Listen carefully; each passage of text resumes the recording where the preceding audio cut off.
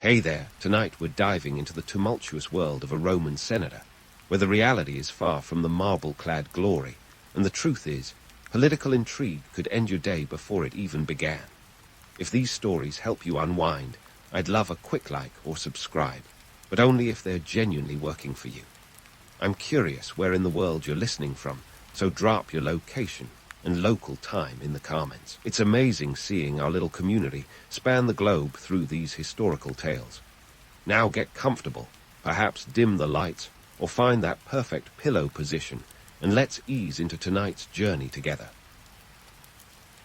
You roll out of bed in the wee hours of a Roman morning, and by we, I mean you're up before the birds have even considered their first chirp. The Romans, it turns out, were early risers. You, a Roman senator, are no exception. In fact, you're expected to be the earliest of risers. The day begins at what the Romans called the prima lux, roughly 6 a.m. But let's be real, it feels like the crack of dawn. You're not waking up to a soothing alarm clock, either. It's probably the distant clamor of the city coming to life, or if you're unlucky, your wife reminding you of the day's agenda. Now, before you start dreaming of leisurely breakfast buffets and a cozy morning routine, let's set the record straight. There's nothing leisurely about being a Roman senator. You'll be skipping that flat white macchiato and avocado toast, my friend. Instead, you're looking at a quick bite of bread dipped in wine. Sure, breakfast of champions, except this isn't some chic bistro in downtown Rome. It's your bustling domus, and you're already late. The city is waking up, and the streets are buzzing with activity. Rome isn't just a city. It's a living, breathing organism, and you're smack dab in the middle of its bloodstream. The first stop on your daily grind is the salutatio. This is where your clients line up at your door, waiting to pay their respects. These aren't your next-door neighbors just popping by for a chat. No, these are your dependents, and they're here because they expect you to have their backs, politically, financially, maybe even emotionally if you're feeling generous. It's a mutual relationship. They get your support, and you get their votes and loyalty. Think of it as the original LinkedIn, but with more toga and less Wi-Fi. Now, let's talk about the elephant in the room, or rather, the forum. The Roman Forum, the beating heart of Roman politics, is where you'll spend the bulk of your day. Forget your modern vision of a Senate chamber filled with orderly rows of seats and stern-looking folks in suits. The Roman Senate is a cacophony of voices, each vying for a slice of the political pie. It's not just a place, it's an arena, and every senator is a gladiator of rhetoric. You're not just debating policies here. You're fighting for your political life, and the stakes are as high as the Capitoline Hill. Your day is chock full of senatorial meetings, debates, and assemblies. You're not just sitting in a chair half listening to boring speeches. No, you're on your feet, ready to jump into the fray at a moment's notice. If you thought politics today was a ruthless game, you haven't seen anything until you've watched a Roman senator verbally eviscerate his opponent with a flourish of Latin so sharp it could cut marble. These debates could last for hours, often stretching into the afternoon without a break. So hope you like the taste of cold bread and wine, because that's about all you'll have time for until the sun begins to set. But wait, there's more. Once the political theater of the Senate wraps up, you're not heading home just yet. Remember those social obligations? Yeah. Those don't disappear just because you're exhausted from a day of politicking. You're expected to make the rounds at various social gatherings, from intimate dinners to massive banquets thrown by your fellow senators. It's all part of the job. You'll be rubbing shoulders with Rome's elite, exchanging pleasantries, making deals, and perhaps indulging in a bit too much of that famous Roman wine. Because, let's be honest, by this point, you probably need it. And let's not forget the ever-present threat of political maneuvering. In a world where your best friend can become your worst enemy overnight, you have to be constantly on guard. Alliances are made and broken faster than you can say, Senatus populusque Romanus. One wrong move, one misspoken word, and you could find yourself on the wrong side of a very powerful enemy. It's Rome's version of a reality show, but with more blood and betrayal. So, as you finally crawl into bed well after the moon has climbed high into the sky, you might reflect on what it really means to be a Roman senator. Sure, it comes with prestige and power, but it's also a relentless, never-ending cycle of duties, obligations, and political chess. In the end, you might just find yourself longing for the simplicity of that 9-to-5 grind back in the future. At least there, The only stabbing you have to worry about is from your inbox. Being a Roman senator isn't just about fancy togas and public speeches. Oh no, the real fun begins when you get a glimpse of the price tag attached to that marble bust of yours. Ever hear the phrase, pay to play? Well, the Romans practically invented it. Let's dive into the financial quagmire that is your senatorial life. First off, let's talk about public games. You think hosting your kid's birthday party is stressful? Try organizing a gladiatorial match. These weren't just any old wrestling matches. They were the Super Bowl halftime show of ancient Rome. And guess what? You're footing the bill. A single set of games could set you back around 100,000 sesterces. That's roughly equivalent to a few $1,000,000 today, depending on how you crunch the numbers. Why would you throw away your hard-earned denarii like this? Because it's a killer PR move. Nothing wins over the public quite like watching a gladiator stab another in the name of entertainment. Bread and circuses, folks. Bread and circuses. But wait, there's more.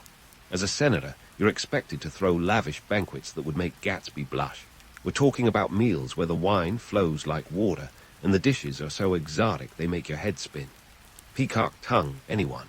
Hosting these shindigs isn't just about showing off your wealth. It's about cementing your status. You can't exactly tell your fellow senators that you're budget conscious because, in Rome, frugality is for plebeians. A single banquet might cost 10,000 sesterces, which is enough to make even the most seasoned accountant break into a sweat. And heaven forbid you serve anything less than the best, or you'll be the talk of the forum for all the wrong reasons. Public works projects are another financial albatross around your neck.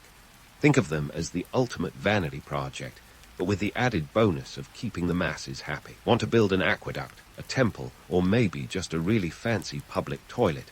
That's on you, buddy. These projects could cost upwards of 1,000,000 sesterces, but they were seen as a necessary investment. They kept the city running smoothly, and more importantly, reminded everyone of your greatness. It's like naming a building after yourself, but with a bit more concrete and a lot fewer zoning permits. Now, let's debunk a myth. The idea that all Roman senators were rolling in dough. Sure, some were richer than Croesus, but many were just trying to keep up appearances. The reality is, the financial demands could push even the wealthiest senator to the brink. It's a delicate balancing act. Spend too little, and you're a miser unworthy of public office. Spend too much, and you might find yourself selling off your family estate to pay for last month's chariot races. And speaking of financial brinksmanship, let's not forget the fine art of bribery. It's the not-so-secret ingredient in Rome's political stew. Need votes, grease a few palms, want to ensure loyalty, slip a few coins to the right people. The cost of keeping your political machine well-oiled could be astronomical, but it was as necessary as the toga you wore to the Senate. It wasn't just about the money. It was about maintaining influence in a world where shifting alliances could make or break your career overnight. All these expenses, all this lavish spending, were part of the senator's burden. Yet they were glorified as symbols of power and prestige. They fed the myth of the Roman senator as an untouchable titan of wealth and influence. But the truth was far more mundane. Senators were often just as trapped by their obligations as they were liberated by their status. The financial strain was a constant shadow, lurking in the background, ready to pounce at the first sign of weakness. Underneath the grandeur and the pomp, the life of a Roman senator was as much about survival as it was about ruling.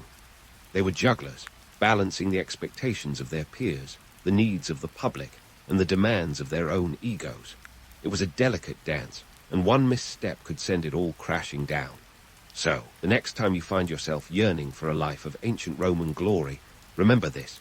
Sometimes, even the mightiest senators find themselves wishing for nothing more than a quiet villa in the countryside, far from the maddening demands of the eternal city. Now, let's dive into the Roman social labyrinth, a place where your status was as much a part of your toga as the fabric itself. Forget any notions of equality. Roman society was a rigid hierarchy, and you, my friend, are sitting pretty close to the top. But don't get too comfy. This pecking order was more like a precarious tower of Jenga blocks, and every move you made had the potential to topple it all. At the pinnacle of this social pyramid were the patricians, the elite, the creme de la creme of Roman bloodlines. You, as a senator, are part of this exclusive club. But being on top doesn't mean you're free from the daily grind of politicking and back-scratching.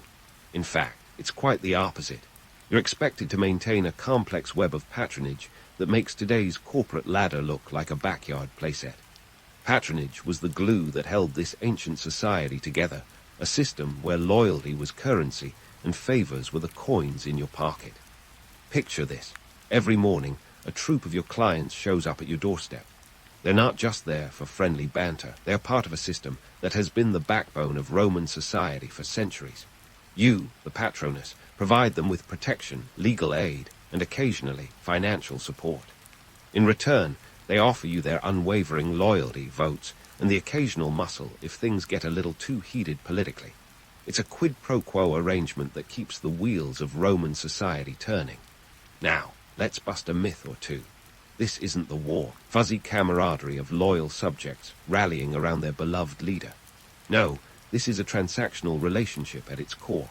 Your clients are with you for what they can get out of it, and if they sniff a better deal elsewhere, don't be surprised if they jump ship faster than a sailor spotting land after months at sea. Loyalty in Rome was often as fickle as the city's weather. But let's not just blame your clients for their opportunism. You, too, are constantly on the lookout for new alliances. The Senate is a hotbed of intrigue, a place where today's ally can be tomorrow's enemy. The Roman political scene makes Game of Thrones look like a kindergarten playdate. Keeping track of who's who in the ever-shifting alliance landscape is a full-time job in itself. Miss a step, and you might find yourself the star of the latest scandal or the scapegoat for a political mishap. This brings us to another harsh reality, the constant threat of betrayal. The romantic image of the Roman senator as a stalwart, noble figure is often overshadowed by the brutal truth that you had to be as cunning as you were courageous. One wrong move, a single misjudged alliance, and you could find yourself on the receiving end of a political assassination. Oh, and I don't mean figuratively. Actual daggers were often involved, as Julius Caesar could tell you if he hadn't been. No, stabbed to death by his colleagues. And speaking of Caesar, let's not forget that even the most powerful figures weren't immune to the knife's edge of betrayal. This was a world where political alliances were as temporary as a Roman holiday. You might toast your best friend's health one evening and find yourself plotting his downfall the next. Because in Rome, trust was a commodity as rare as a woolly mammoth in the forum. But why all this intrigue and backstabbing? Because power, dear listener, was the ultimate prize. It was the golden apple that every senator, every ambitious Roman reached for. And like any good treasure, it was guarded by layers of traps and rivals.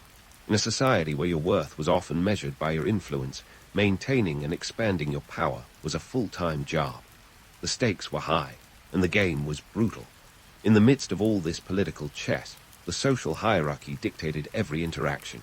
Your status determined who you could marry, who you could be seen with, and even what kind of toga you could wear. The Roman toga, by the way, was more than just a fashion statement. It was a symbol of your place in society, and woe betide anyone who dared to wear a toga that didn't match their status. It was like wearing a fake Rolex today. You'd be called out in a heartbeat. And let's not overlook the women of Rome. Often cast in the shadow of their male counterparts, they wielded their own kind of power, albeit behind the scenes. Marriages were strategic alliances, and a well-connected wife could be your best asset or your worst liability. The influence of women like Livia Drusilla, wife of Emperor Augustus, shows that power in Rome wasn't just a man's game. Women navigated these social waters with the same skill and cunning, often pulling the strings from behind the curtains of their opulent villas. So, as you navigate this treacherous social landscape, remember that every smile hides a dagger, and every handshake is a potential pact or pitfall. The romantic notion of Roman camaraderie might be appealing, but the reality was a high-stakes game of wit, charm, and strategy. In the Senate, in society, and even in your own home, you had to be as shrewd as you were suave. Because in Rome, the only thing more dangerous than an enemy was a friend with ambition. Now that you've got the lay of the land in the Roman social circus, let's switch gears and stroll into the cerebral labyrinth that is Roman legislative and judicial duty. Oh, you thought being a senator was just about throwing lavish parties and dodging political daggers. Think again. In this world, you're not just a socialite in a toga. You're a key player in shaping the laws and order of Rome. And trust me, it's not for the faint of heart. First up, legislation. As a Roman senator, you're knee-deep in the legislative suit, stirring the pot of laws that govern the empire. Sounds glamorous, right? But here's where it gets tricky. Roman law wasn't just written on some papyrus scroll tucked neatly away in a library. Oh no, it was a living, breathing beast that morphed and evolved with each political whim and societal shift. To put it in modern terms, think of it as a legal code with a serious case of mood swings. The Senate might seem like an august body of wise men, but the reality, it's more like a beehive of buzzing egos and competing interests. Senators debated everything from military campaigns to tax reforms, each trying to outdo the other in wit and rhetoric. Your job wasn't just to nod along and vote. You had to propose, debate, and occasionally arm wrestle your way to consensus. And let me tell you, getting a room full of senators to agree was like herding cats with a trumpet. Now, let's sprinkle in some myth-busting. The notion that Roman senators were all-powerful is a bit overblown. Sure, they had sway, but they also had to navigate a political minefield, balancing the whims of the emperor with those of the Roman people, or at least the ones who mattered. One wrong move, and you could find yourself on the receiving end of a very public dressing down, or worse, a one-way ticket to political exile.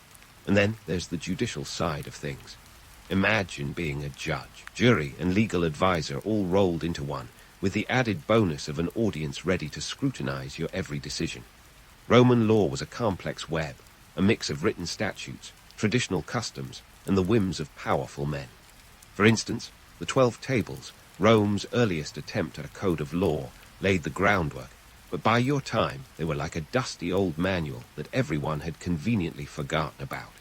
As a senator, you might find yourself presiding over a trial, and let me tell you, it wasn't a simple matter of guilty or not guilty. Roman trials were public spectacles, full of eloquent speeches, dramatic accusations, and the occasional bribe to tip the scales. It was courtroom drama with a side of bread and circuses. You had to be both a legal expert and a master of theatrics, knowing when to argue the law and when to appeal to the crowd's emotions. And speaking of emotions, let's dive into the cauldron of political infighting that was the Roman Senate. It wasn't just about passing laws or doling out justice. It was about survival in a world where alliances shifted faster than a charioteer on a tight corner. Senators were constantly jockeying for position, forming and breaking alliances with the finesse of a soap opera's leading lady. Who you knew was often more important than what you knew, and staying on top of the latest gossip was as crucial as any legal briefing. In this arena, your reputation was your most valuable asset. A single misstep could lead to scandal, and scandal was the Roman equivalent of a career-ending faux pas. Maintaining your dignity while keeping an eye out for treacherous colleagues was a full-time job. You had to be calculating, decisive, and above all, resilient. Because if history teaches us anything, it's that Rome was no place for the faint-hearted. Yet amidst this chaos, there was a certain romantic allure to the whole affair. The grandeur of the Senate, the passion of the debates, the weight of responsibility. It's easy to see why many were drawn to the life of a senator. The chance to shape the destiny of Rome, to leave your mark on history, was a siren call that few could resist. But beneath the marble facade lay the gritty reality of constant vigilance and relentless ambition. So, next time you find yourself daydreaming about the glory of ancient Rome, remember that being a senator wasn't just about basking in the limelight. It was about navigating a treacherous sea of politics, wielding power with precision, and maintaining your sanity in a world where everyone had an agenda. In the end, it was a delicate dance of diplomacy, where every step mattered, and every decision could mean the difference between triumph and downfall. But let's pivot from the grandeur of the Senate floor and dive into the less glamorous corners of a Roman senator's life, the parts that don't make it into the marble statues or epic poems.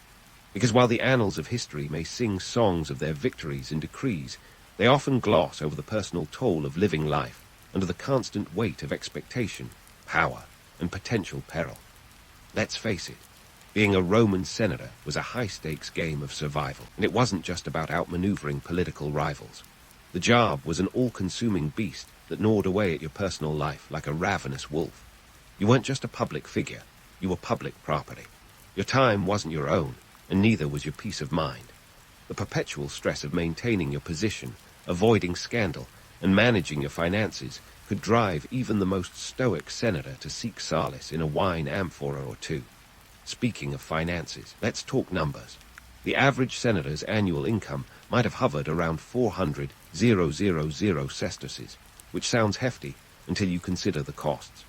The public games, banquets, bribes, and endless social obligations were a financial black hole that could swallow your estate faster than a chariot race could end in disaster. Imagine being one of those senators teetering on the brink of bankruptcy, constantly wondering if the next gladiatorial game might be your financial undoing. That's not just pressure. That's a ticking time bomb with a toga on. And if the money woes weren't enough, there was the ever-present specter of political ruin. In a world where allegiances shifted as easily as the Tiber's currents, one misstep could send you tumbling from power faster than you could say, Cicero. Take a look at Gaius Marius, a 7-time consul who ended up fleeing for his life, or Lucius Cornelius Sulla, whose retirement was anything but peaceful. The point is, Rome had a knack for turning its heroes into cautionary tales, and no amount of wealth or connections could guarantee safety from the political meat grinder. But let's not forget the personal sacrifices made on the home front. Family life for a senator was a complex dance of duty and expectation. Your marriage wasn't just a union, it was a political alliance. Your spouse was your partner in both love and strategy, maneuvering through the social labyrinth as deftly as you navigated the political one. Yet, the demands of the senatorial life often meant that family took a backseat to duty. Kids, they were less your beloved offspring and more future pawns in the game of power, groomed for strategic marriages or political careers from the moment they could walk. Then there's the constant public scrutiny. Your every move, every decision, every toga fold was subject to the judgment of your peers and the Roman populace. Privacy was a luxury you couldn't afford, and the pressure to maintain a flawless public image was relentless. Even a minor scandal could become a full-blown crisis, with gossip spreading through Rome faster than a fire in the Subura. And yet, amidst all this chaos and sacrifice, there was the allure of legacy, the chance to etch your name into the annals of history, to be remembered as one of Rome's greats. That was the carrot dangling just out of reach, driving senators to endure the trials of public life. Because in the end, isn't that what everyone wants? To be remembered, to leave a mark, to be more than just dust in the wind. The seductive power of legacy was a siren's call, whispering promises of immortality to those who dared to dream. But the harsh reality was that for every senator who achieved lasting fame, countless others faded into obscurity, their struggles and sacrifices forgotten. Because history has a way of romanticizing the victors and glossing over the sweat and toil that paved the path to glory. So, as you finally slump into bed at the end of a grueling day, the weight of the world pressing down on your shoulders, you might find yourself pondering the cost of it all. Was the prestige, the power, the legacy worth the personal toll? The sleepless nights, the incessant demands, the ever-looming threat of ruin? It's a question that echoes through the ages, a reminder that even the most illustrious of lives are not without their shadows. In the grand tapestry of history, Roman senators were both the weavers and the threads, crafting the narrative of an empire while being shaped by it in turn. Their lives were a testament to the enduring human struggle for power, recognition, and legacy, a story as old as time and as familiar as the stars. And as you drift off to sleep, comforted by the knowledge that your own challenges are a far cry from the political maelstrom of ancient Rome, you might just find a newfound appreciation for the simpler, quieter moments of modern life. Because sometimes, the greatest legacy is simply living a life well-loved and well-lived. You're standing at the foot of a stone fortress, and it's not just any fortress. This is a Japanese castle, a grand spectacle of intimidating architecture that could have put any medieval European castle to shame. These aren't just the backdrop for samurai flicks filled with anachronistic ninjas and geishas throwing shuriken. Oh no, these castles were the real deal, built to withstand sieges, project power, and occasionally host a lavish tea ceremony. The year is somewhere in the 16th century, give or take a few decades of warlord shenanigans, and you're staring up at a structure that's as much about strategy as it is about style. First, let's tackle the myths. You've probably seen one too many films where these castles appear as stage props for honor-driven samurai ready to lay down their lives in a dramatic sword fight. But the reality, far more pragmatic and less cinematic. These castles weren't just about looking good against the sunrise. They were practical powerhouses, expertly designed for defense. Take Heimji Castle, for instance, constructed in 1609 by Eike de Terumasa. This architectural marvel didn't earn the nickname White Heron Castle just because it looked pretty. Its white plaster walls were resistant to fire, and its strategic layout made any potential invader feel like a rat in a maze. Now, let's strip away the romantic haze and talk cold, hard stone, and a little wood, too. Japanese castles were built with a combination of stone bases and wooden structures, a blend that was both aesthetically pleasing and functionally brilliant. The stone was all about defense. It deterred fires, provided robust foundations, and yes, it was intimidating as all get out. Imagine trying to storm a castle up a steep incline of stone walls while being pelted with arrows. Not a great day at the office for any would-be attacker. The architecture of these castles was as much about psychological warfare as it was physical defense. The towering Tenshu, or main keep, wasn't just a lookout point. It was a bold statement, a come-at-me, bro declaration etched into the skyline. Its height and structure offered a commanding view of the surrounding area, allowing the castle's defenders to spark trouble long before it came knocking. And if you're thinking these fortresses were just large, cumbersome structures, think again. They were designed with a keen understanding of topography and terrain, often built atop hills or surrounded by moats to make any assault a logistical nightmare. Speaking of moats, they weren't just about stopping enemies from waltzing up to the front door. Moats were crucial for defense, sure, but they also played a vital role in the castle's water supply, essential for sustaining a siege. Furthermore, the layout inside was a veritable labyrinth. Unlike the straight, noble paths of European castles, Japanese castles were full of twists and turns, designed to confuse and funnel attackers into choke points where they could be easily picked off by archers. And if you think the castle's layout was just a happy accident, think again. The builders of these fortresses were meticulous planners. For example, the famous Azuchi Castle, constructed by Oda Nobunaga in 1579, was an architectural innovation with its 6-story main keep. It wasn't just about height, it was about control. Nobunaga's castle was strategically placed on the shores of Lake Biwa, serving as a central hub for his operations, a reminder of his power in the region. But building these castles wasn't cheap. The cost of constructing Azuchi Castle was staggering, even by today's standards. It took about 3 years to complete and drained a substantial portion of Nobunaga's resources. But to him, it was worth it, an investment in not just defense, but in the political theater. And speaking of theater, these castles often doubled as administrative centers. The daimyo, or feudal lords, used them as bases to govern their lands, conduct diplomacy, and occasionally throw a feast or two to keep the local samurai happy. One might wonder why these castles were so elaborate. The answer lies in the turbulent political landscape of the time. The Sengoku period, a time of constant military conflict and social upheaval, demanded strongholds that could weather both the literal and figurative storms. These structures weren't just about defense against enemies. They were about asserting dominance and control over the region. Each castle was a personal statement by the daimyo, a massive stone signature that screamed, "I'm in charge here." So, here's the kicker. Japanese castles were as much about peace as they were about war. They were centers of power, yes, but also of culture and administration. The daimyo were not just warriors but governors, and their castles reflected their multifaceted roles. But as much as we might want to romanticize these fortresses as bastions of chivalry and honor, the truth is they were built on a foundation of strategic cunning, economic power, and a fair bit of ruthlessness. These were not fairy tale castles. They were the real-world equivalent of a fortified office building, designed to keep the peace by preparing for war. As you stand there, basking in the grandeur of the castle, you might feel a twinge of awe and perhaps a little intimidation. These structures were meant to inspire such emotions, after all. They were the ultimate power move in a world where power was everything. A world where the line between life and death, victory and defeat, was as thin as the edge of a samurai sword. So next time you see a Japanese castle on screen, remember the blood, sweat, and stone that went into making it a formidable fortress, not just a pretty picture.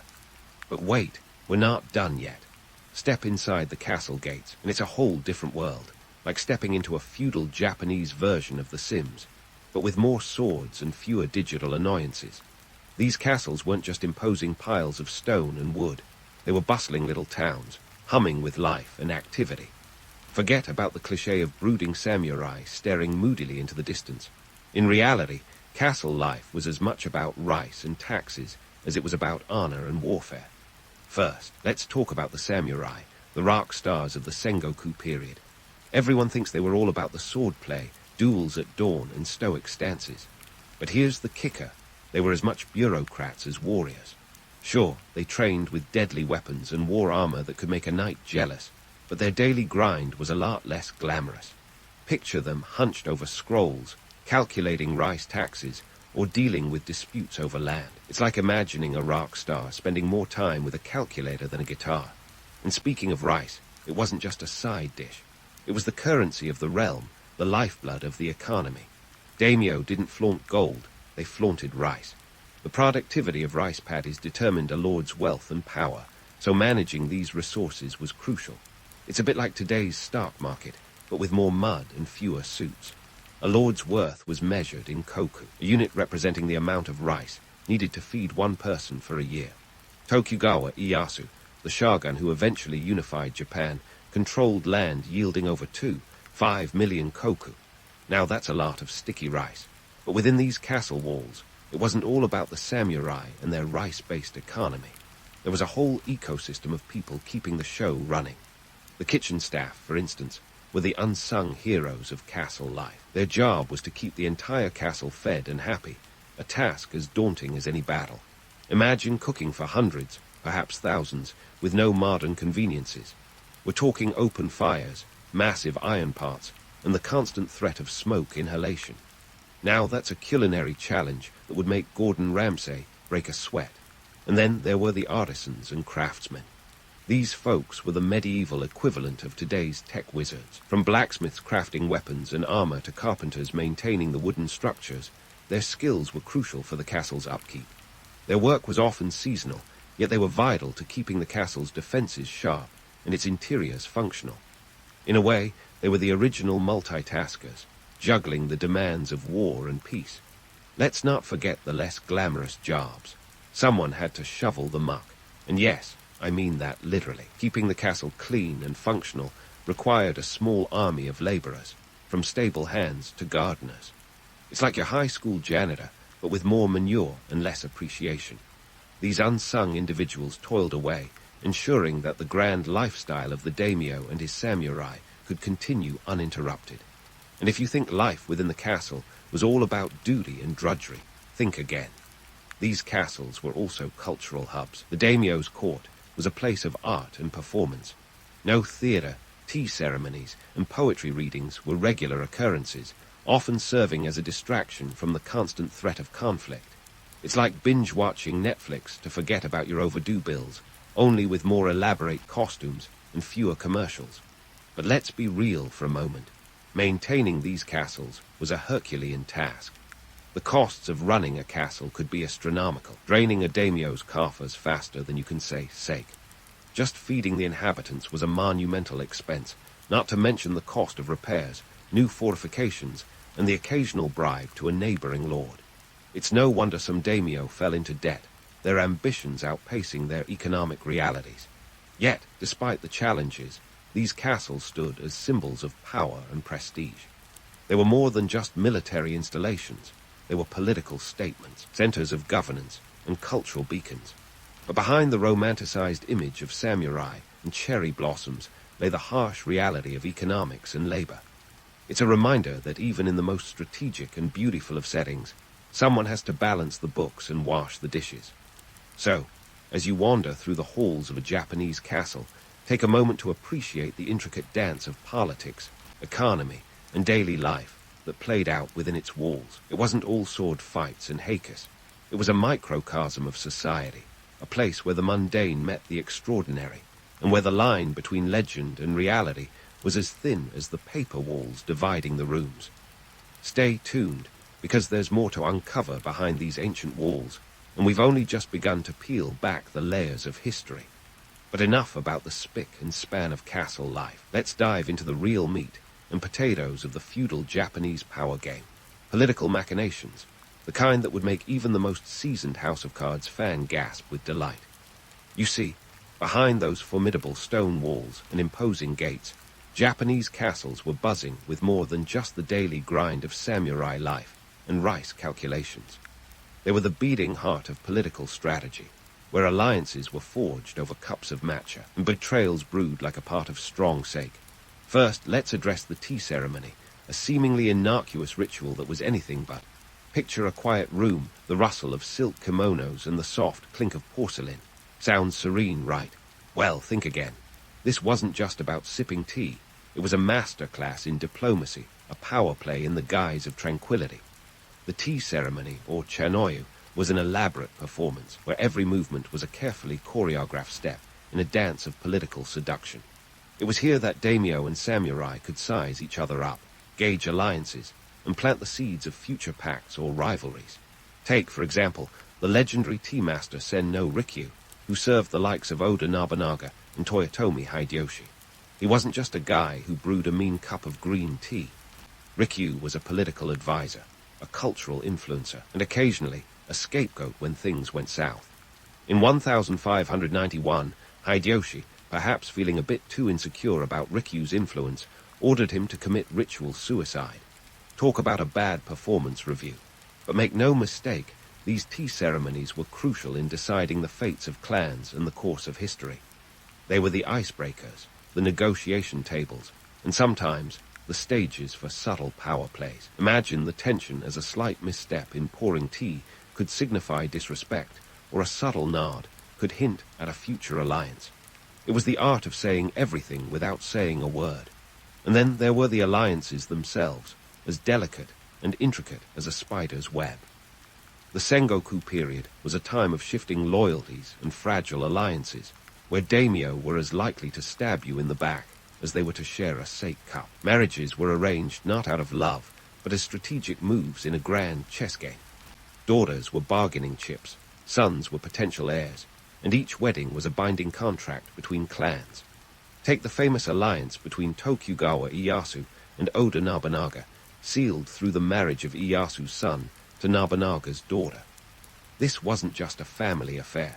It was a calculated move to secure power and influence. When Nobunaga was assassinated in 1582, Ieyasu's strategic acumen shone through as he swiftly maneuvered to fill the power vacuum, eventually becoming the shogun and unifying Japan. Talk about playing the long game. But alliances were as fickle as the tides, often shifting with the political winds.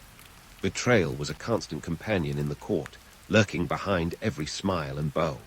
The tale of Eichai Mitsuhide, Nobunaga's general who turned traitor, is a classic example. After years of loyalty, Mitsuhide betrayed Nobunaga, leading to his assassination at Hanojai.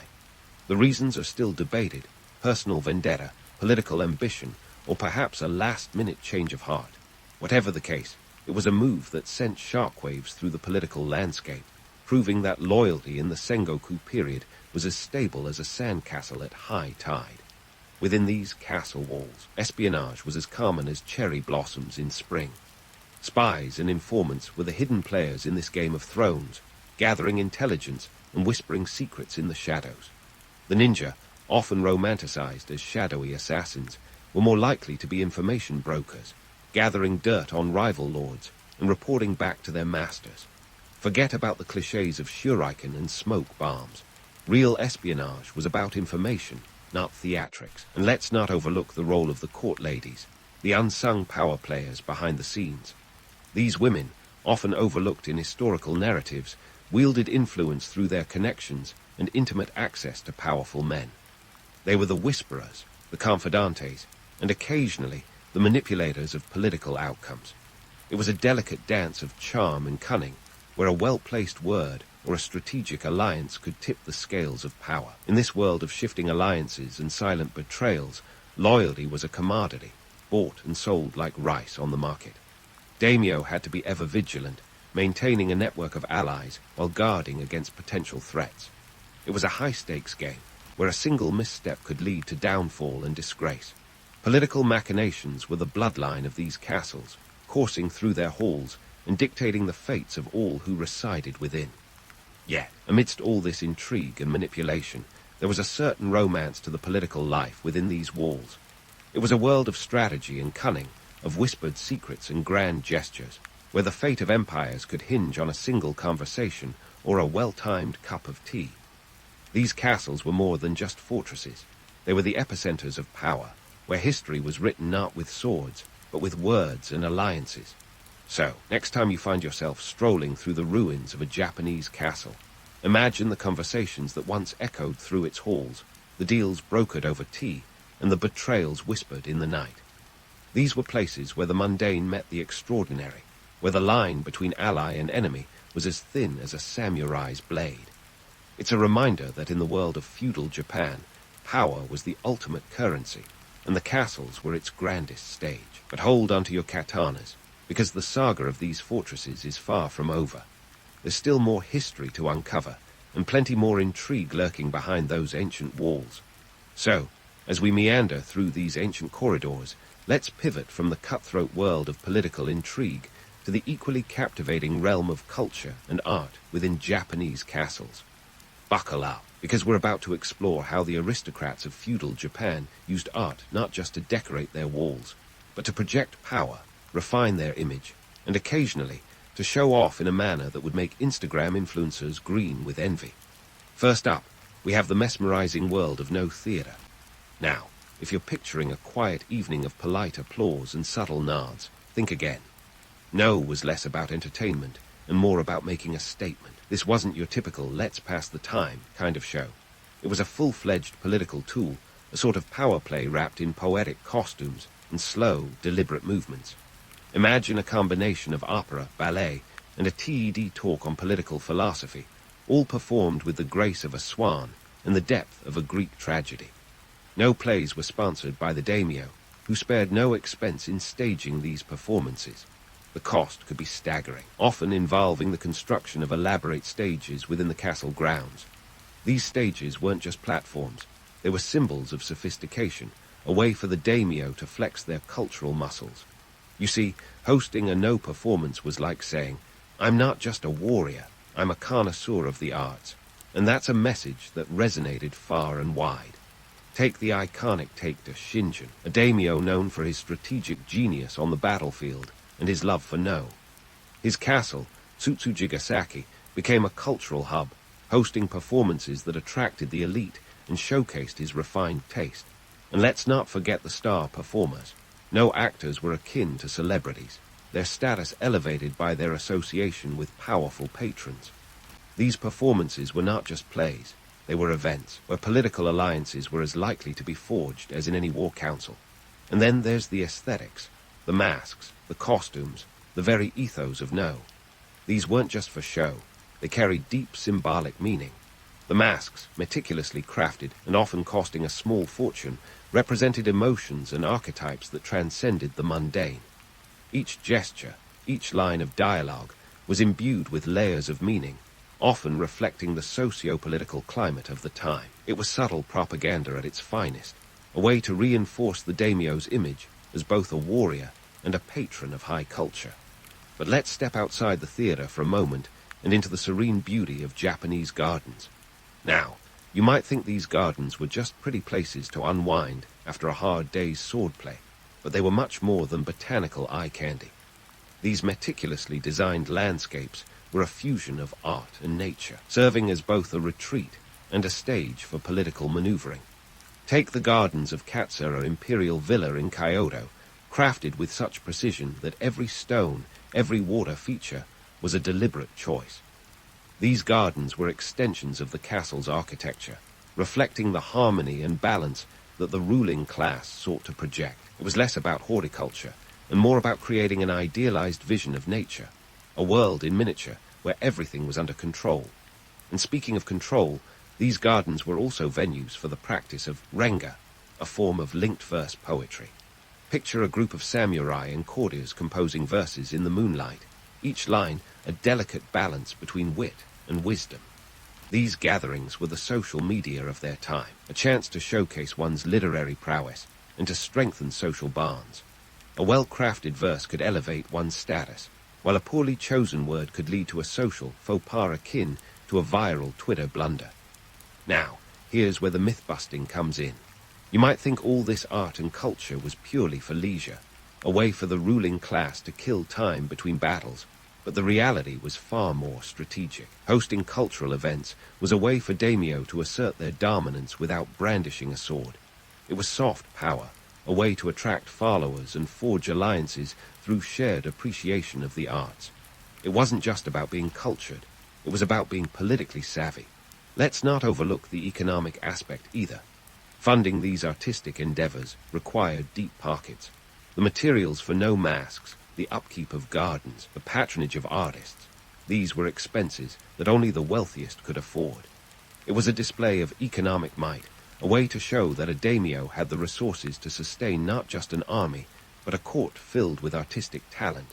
And let's talk about the craftsmen behind these spectacles. The artisans who created the masks, the landscapers who designed the gardens, the musicians who accompanied the no plays. They were the unsung heroes of this cultural renaissance. Their skills were honed over years, passed down through generations, and their contributions were vital to the cultural legacy of the castles. These individuals were the backbone of the artistic world, their work a testament to the importance of culture in the feudal society. So, as you wander through the ruins of a Japanese castle and admire the remnants of its gardens, or imagine the echo of a no performance in the wind, remember the intricate dance of art and power that played out here. This was a world where the beauty of a garden or the elegance of a play was as much a statement of strength and sophistication as any fortress wall or battle plan. It was a reminder that in the world of feudal Japan, true power was as much about perception as it was about reality. And with that thought lingering, we'll leave the curtain half drawn for the next act in our exploration of these storied castles.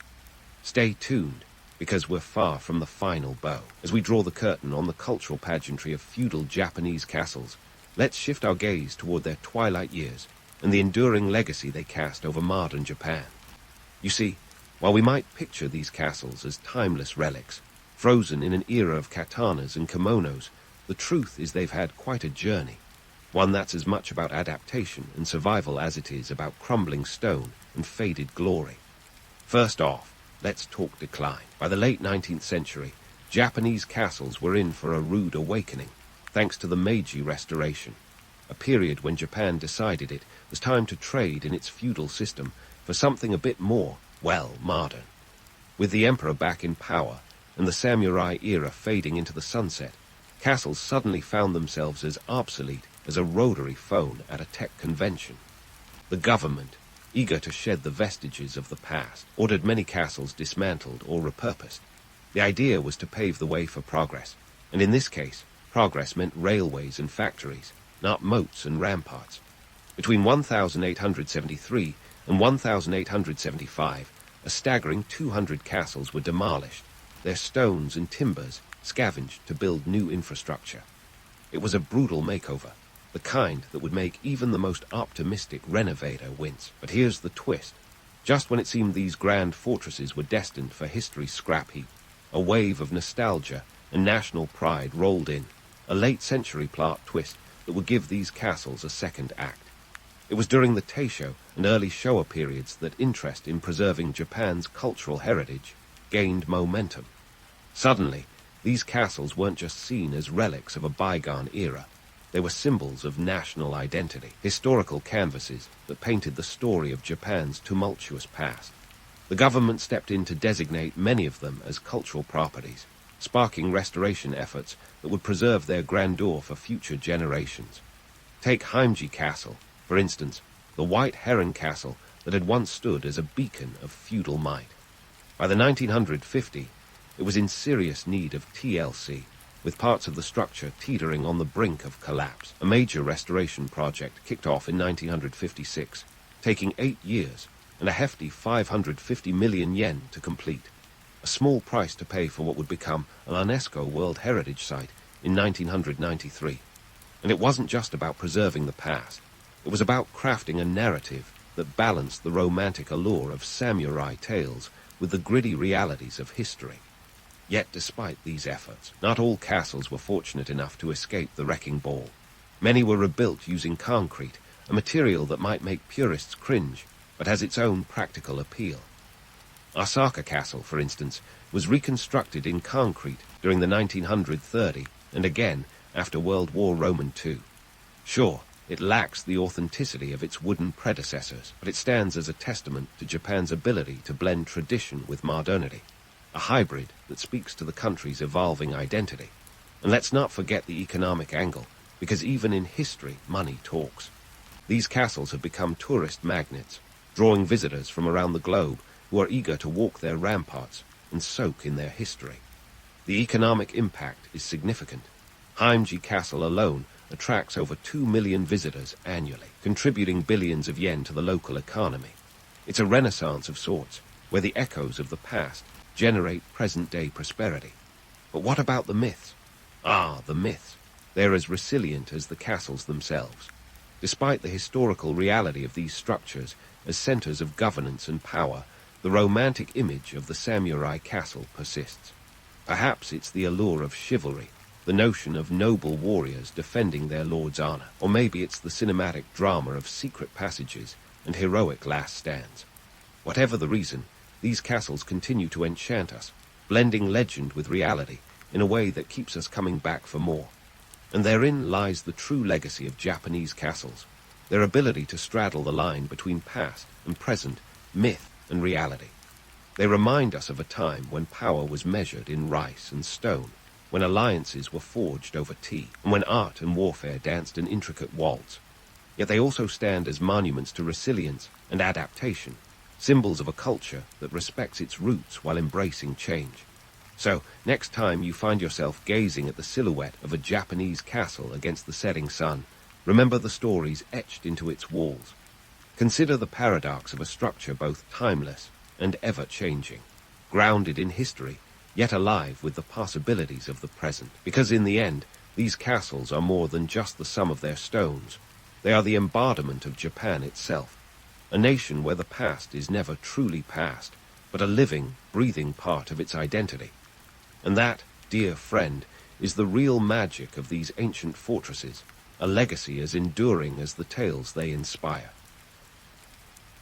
In the bustling marketplaces of ancient India, where spices were traded like gold and gossip travelled faster than the fastest horse, a new power was quietly taking root. Enter Sri Gupta, the man who would plant the seed of what historians love to call the Gupta Empire, a grand title for a kingdom that started out more modestly than a start-up in a garage. Sri Gupta, reigning around 240-280 CE, was the legendary founder, though details about him are as elusive as the last slice of pizza at a college party. What we do know is that he was a local chief, probably ruling over a small territory in what is now the eastern part of India, possibly in or around Bengal. Sri Gupta's rise to power is shrouded in the kind of mystery that would make even the most seasoned detective raise an eyebrow. Was he a visionary leader, or just really good at playing ancient Indian politics? While we don't have a detailed CV to peruse, we do know he had some serious ambition. His family name, Gupta, means protected or secret, which is about as ironic as naming your dog Cat.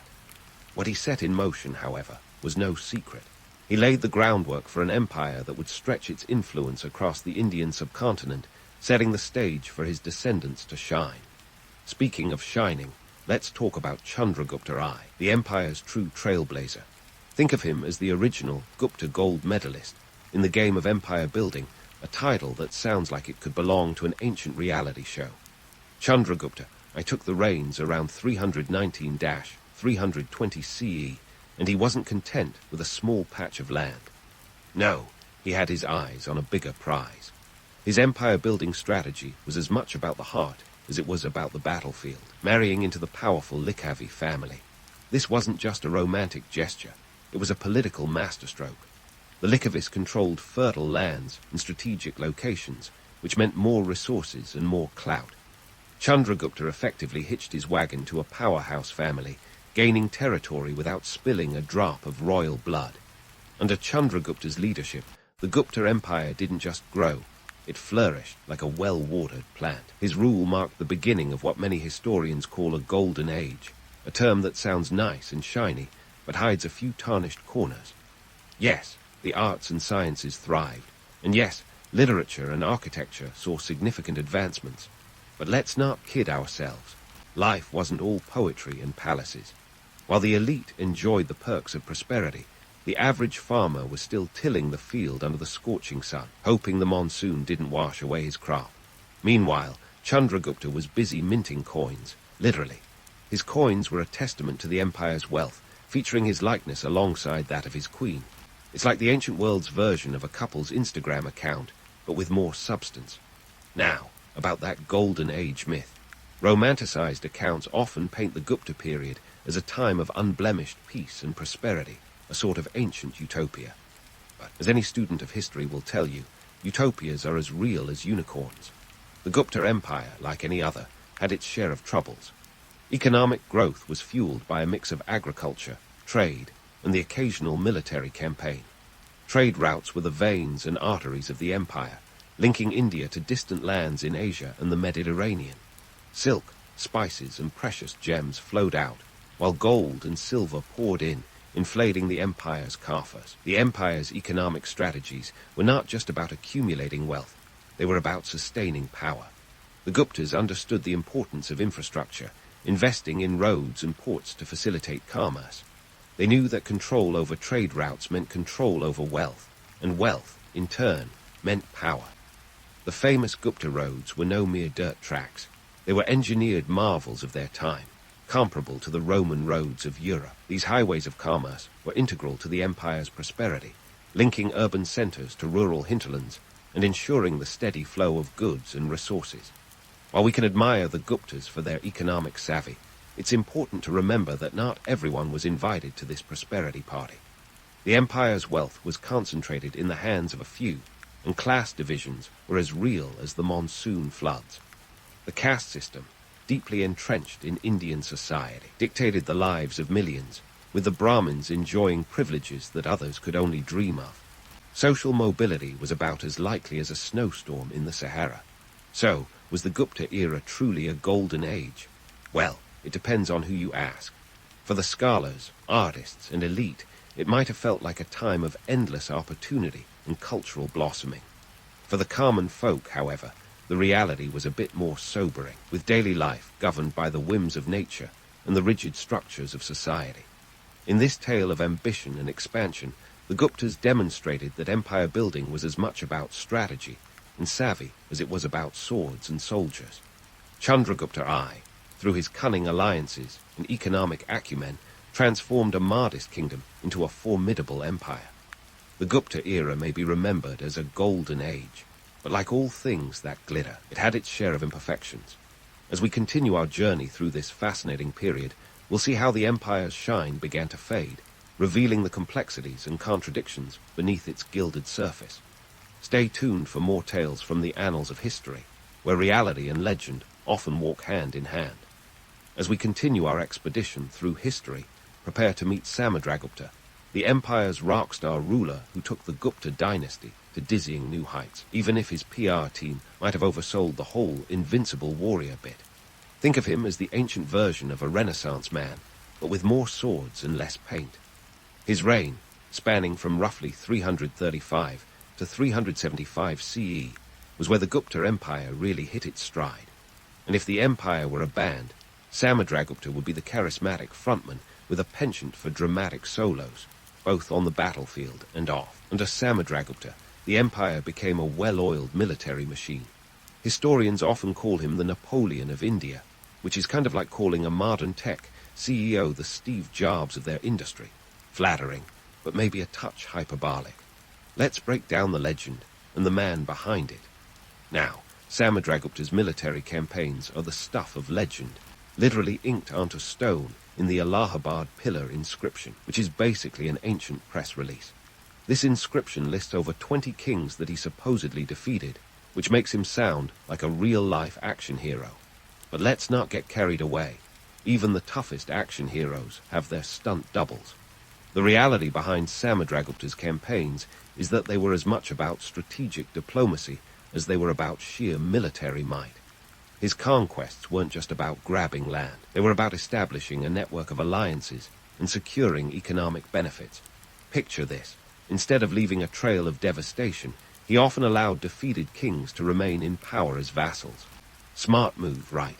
It's like a corporate takeover where the old management gets to keep their jobs, as long as they pay tribute, of course. This clever approach allowed Samudragupta to expand his influence without overextending his resources. Speaking of resources, let's talk economics. Samudragupta's campaigns were not just exercises in imperial machismo. They had real economic incentives. By controlling key trade routes and regions rich in resources, he ensured a steady flow of wealth into the empire. The regions he subdued were often strategically located, serving as gateways to lucrative trade networks. This was the era when commerce was king, and Samudragupta knew how to play the game. His reign saw the Gupta Empire's coffers swell with gold, silver, and a potpourri of exotic goods that would make any trader drool. Now, let's debunk the myth of Samudragupta as an invincible conqueror. Sure, he had his share of victories, but he wasn't exactly untouchable. The southern campaigns, for instance, were more about showing the flag and less about permanent occupation. The truth is, the logistics of maintaining control over far-flung territories were as daunting as explaining quantum physics to a toddler. Instead of an iron grip, Samudragupta opted for a light touch, which was both practical and politically astute. By acknowledging local rulers and forging alliances, he managed to project power without the hassle of constant military oversight. Beyond the battlefield, Samudragupta was also a patron of the arts, a move that was as strategic as it was cultural. His court was a vibrant hub of poets, musicians, and scholars, the ancient equivalent of a celebrity entourage. This was the golden age of Sanskrit literature, with luminaries like Kalidasa penning works that would outlast the empire itself. Samudragupta's support for the arts wasn't just about culture for culture's sake. It was a savvy way to legitimize his rule.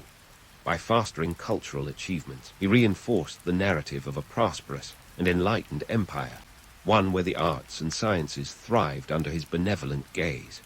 But let's not romanticize too much.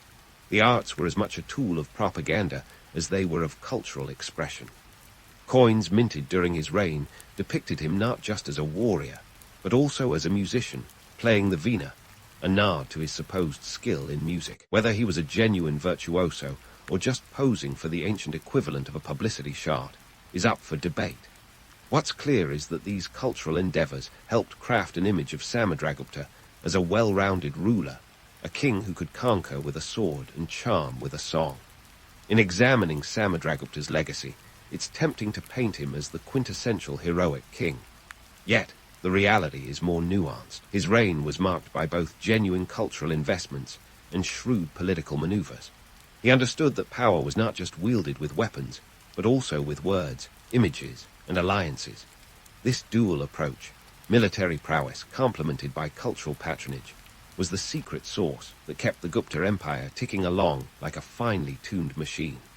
As we wrap up this chapter of the Gupta saga, remember that the allure of the past is often in its contradictions. Samudragupta's reign was a dance of diplomacy and domination, art and ambition. So, was he the Napoleon of India? Perhaps.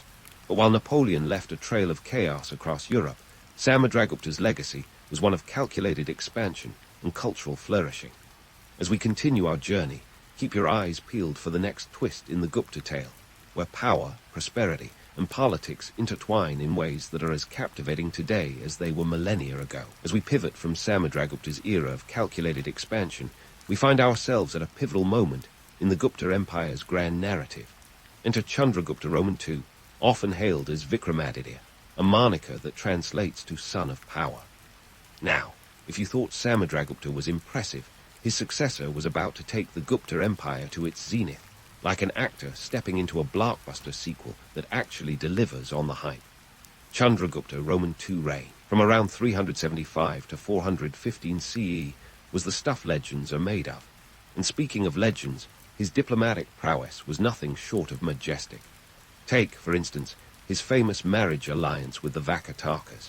In the world of ancient power plays, marrying into the right family was akin to acquiring the ultimate golden ticket.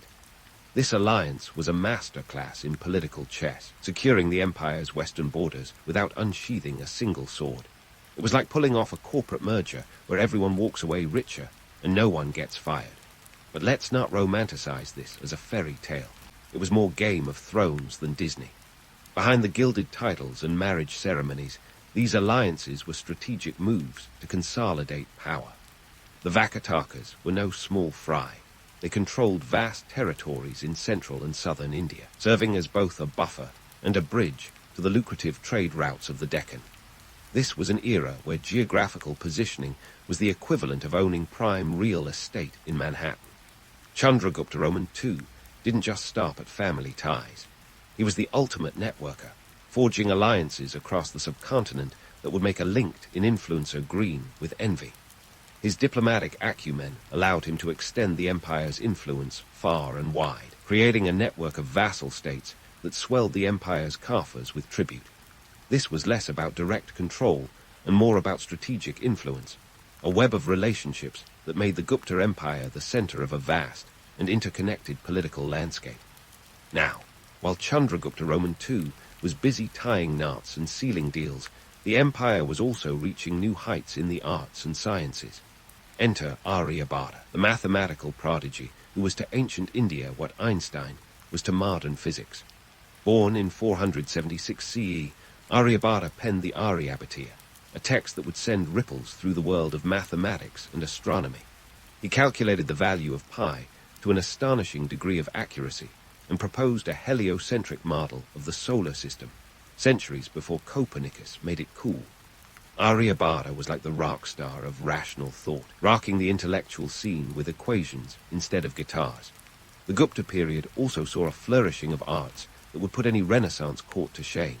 From the intricate sculptures of the Ajanta caves to the classical Sanskrit dramas of Kalidasa, the empire was a cultural powerhouse.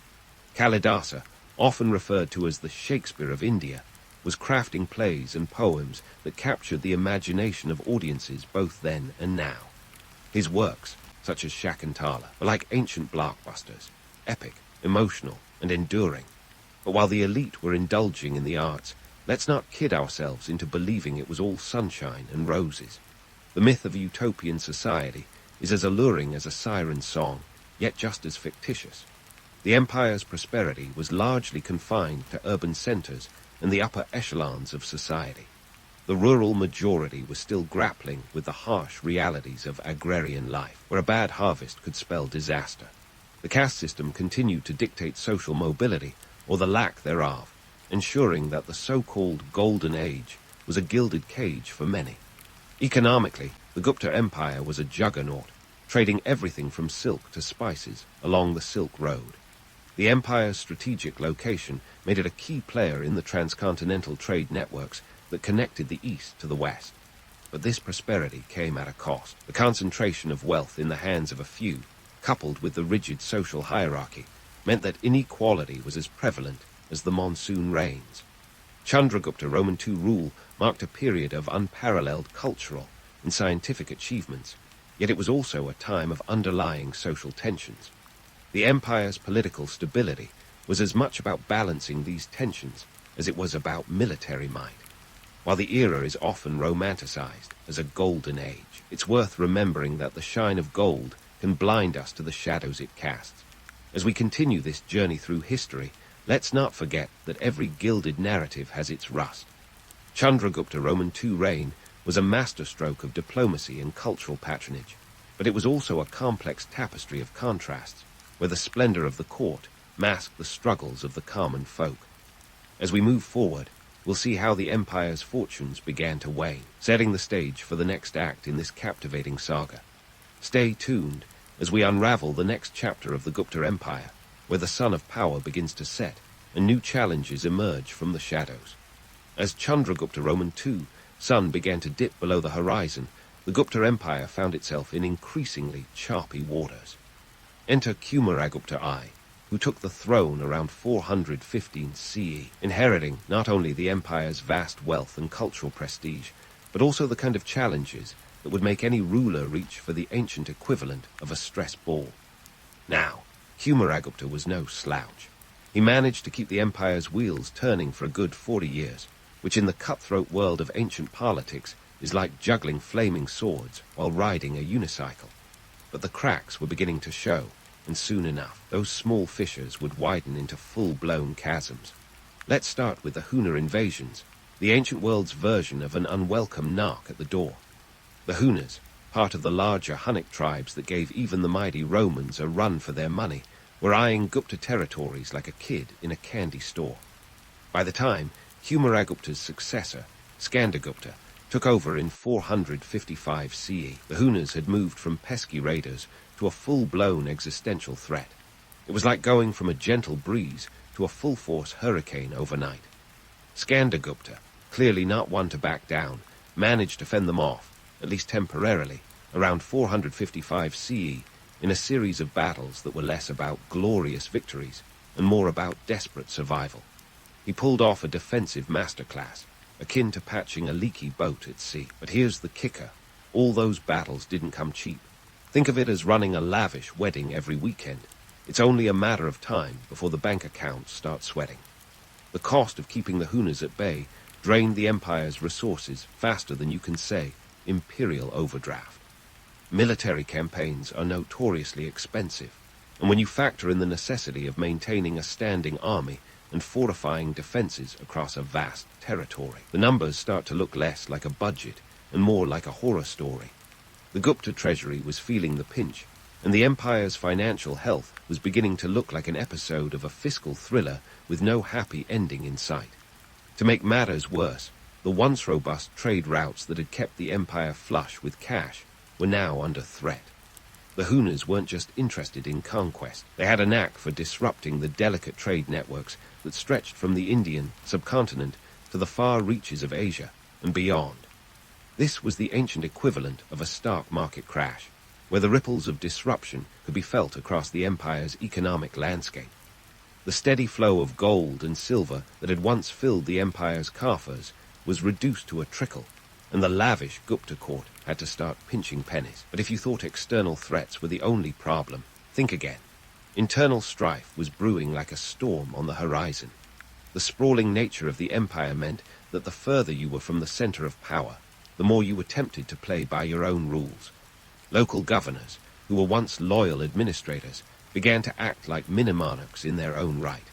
It was a classic case of too many cooks spoiling the imperial broth, each with their own agenda and each vying for a bigger slice of the power pie.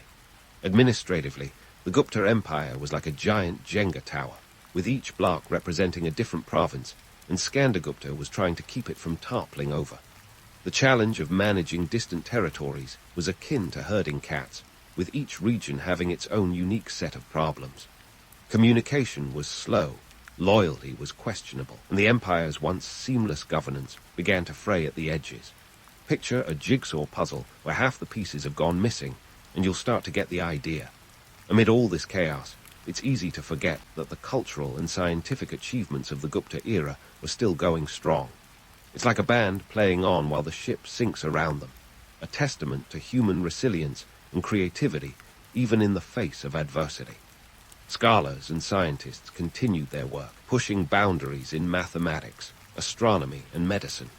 It was during this period that the famed University of Nalanda began to rise in prominence, becoming a beacon of learning that attracted students from across Asia.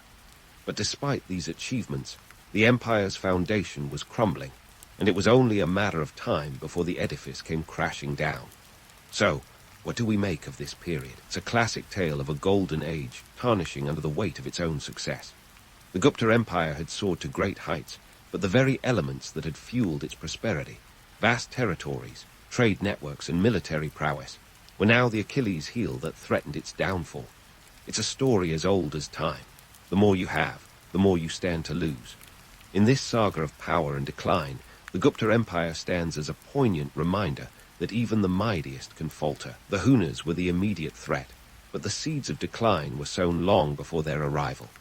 Economic strains, administrative challenges, and the ever-present spectre of internal dissent were the real culprits, eroding the empire's foundations one brick at a time.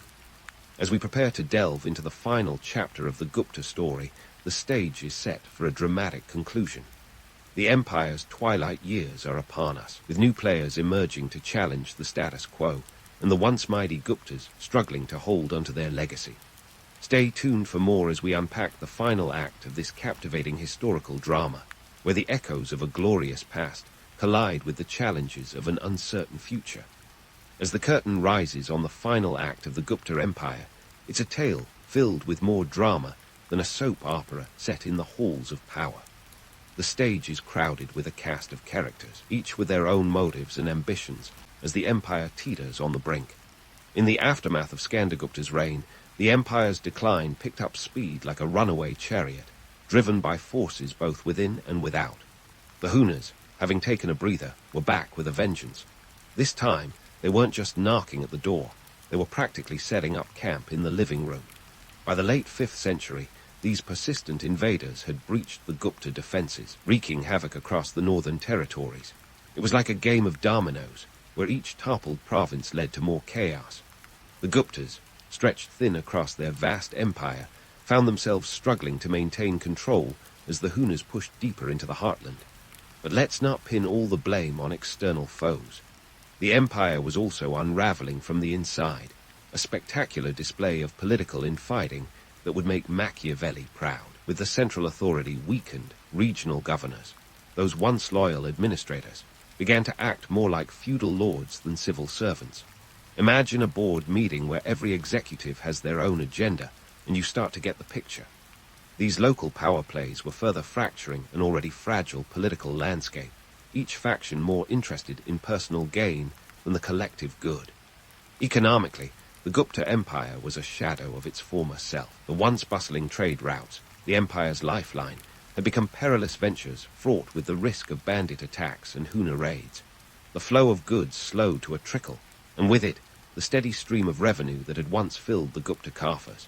Inflation rose like an unwelcome guest at a party, and the currency, those famous coins that had once symbolized prosperity, began to lose their sheen. In the cultural realm, however, the Gupta legacy was proving more resilient. Even as the empire crumbled, its contributions to art, literature, and science continued to resonate. The works of Kalidasa and the mathematical treatises of Aryabhata had embedded themselves in the cultural DNA of the Indian subcontinent. This was the silver lining in a rather cloudy sky, a testament to the enduring power of ideas over empires. The Gupta period became a benchmark, a golden age against which later generations would measure their own achievements. The Gupta decline, while dramatic, was not an overnight affair. It was more like a slow fade to black, with the empire gradually losing its grip over territory and influence. By the mid-6th century, the once mighty Gupta dynasty had been reduced to a collection of fragmented states. What remained was a patchwork of smaller kingdoms, each vying for dominance in the power vacuum left behind.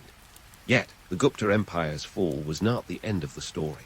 Its legacy lived on, influencing subsequent generations in ways both subtle and profound. The political fragmentation that followed paved the way for new powers to rise, each drawing upon the cultural and administrative foundations laid by their predecessors. The Gupta period's advancements in science and mathematics continued to inspire scholars long after the empire's physical presence had vanished from the map. As we reflect on the Gupta saga, it's tempting to view it through the rose-tinted glasses of nostalgia. The empire's achievements were indeed remarkable, but they were built on a foundation that was, in many ways, as fragile as it was impressive. The myth of a golden age is alluring, but reality has a way of crashing the party. The Guptas, like all great powers, were subject to the whims of fate and the inexorable march of time. The Gupta Empire remains a captivating chapter in history, not because it was perfect, but because it was profoundly human. Its story is one of ambition and achievement, but also of hubris and decline. The Guptas may have stumbled and fallen, but their contributions to art, science, and governance have left an indelible mark on Indian civilization. It's a legacy that continues to inspire, reminding us that even in the face of adversity, the human spirit can create wonders that outlast the empires that spawned them. So, why does the Gupta Empire still captivate our imaginations? Perhaps because it encapsulates the eternal dance between aspiration and reality. It's a story of how the pursuit of greatness can lead to both extraordinary heights and inevitable pitfalls. The Guptas, in their rise and fall, offer a mirror to our own ambitions and limitations, a reminder that every golden age, no matter how brilliant, is but a fleeting moment in the grand tapestry of history. As we close this chapter, let's carry forward the lessons of the Guptas, that even as empires crumble, their cultural and intellectual legacies can endure, lighting the way for future generations. And perhaps, just perhaps, that's the real gold of any age, the enduring impact of human creativity and resilience. In medieval England, hunting was less about a leisurely afternoon with Bambi and more of a high-stakes game of power, privilege, and prestige. Picture the scene: knights and nobles gallivanting through dense forests, not just for the thrill of the chase, but because it was a way to flex their social muscles. This wasn't your average Sunday stroll in the woods. Hunting was a medieval social media status update, a way to broadcast wealth and influence. Now, let's chat about William the Conqueror, that Norman powerhouse who decided in 1079 that the English countryside needed a bit of a makeover. Spoiler alert, this was not an eco-friendly initiative. William's forest laws were less about saving the squirrels and more about ensuring the king had dibs on the prime real estate for hunting. It was a kind of medieval gentrification, where forests were transformed into royal playgrounds. If you were caught poaching, you better have a good lawyer. Oh wait, this was the 11th century. Lawyers weren't exactly a thing yet. The forest laws were a masterstroke of control. William's decree turned vast swaths of England into his personal hunting reserves, and these lands were known as royal forests. Don't let the name fool you. These weren't just tree-filled wonderlands. Only about a quarter of these areas were actually covered in trees. The rest, open land, marshes, and meadows, all perfect for deer and other game to frolic, unaware of their looming fate.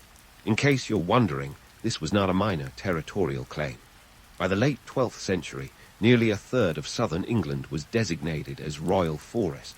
That's a lot of land, especially considering the average peasant's patch of dirt was about the size of a postage stamp. The forest laws were a double-edged sword. They were designed to preserve the king's game, but they also cut deep into the lives of everyday people.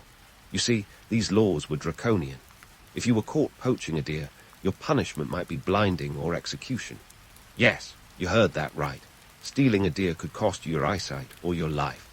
Meanwhile, if you were just a regular Joe trying to gather firewood or graze your livestock in the forest, you'd be slapped with fines that could ruin your family. It's like getting a parking ticket that costs a year's salary. William wasn't just being a tyrant for kicks. The forest laws served a political purpose, consolidating power.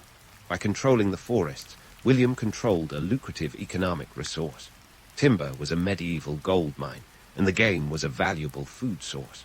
More importantly, these laws were a way to keep the nobility in check. Allowing only those in royal favor to hunt ensured loyalty and compliance. If you wanted to stay on the king's good side, you played by his rules. Step out of line, and you might find yourself hunted rather than the hunter. But let's not paint the forest laws as entirely dour. There was a seductive allure to the idea of the king's forest. The thought of vast, untamed wilderness filled with boars and stags was the stuff of legends and ballads. The romanticized vision of the noble hunter, clad in Lincoln green, stalking through the misty woods. This is where the myth of Robin Hood takes root. While the real forest was a place of strict regulations and harsh penalties, it also inspired tales of rebellion and heroism that captured the medieval imagination and continue to captivate us today. In essence, hunting in medieval England was a microcosm of the social hierarchy. The king was at the top, lording over his forests like nature's CEO, while the nobility played the role of middle management, enjoying the privileges of the hunt as long as they stayed in line.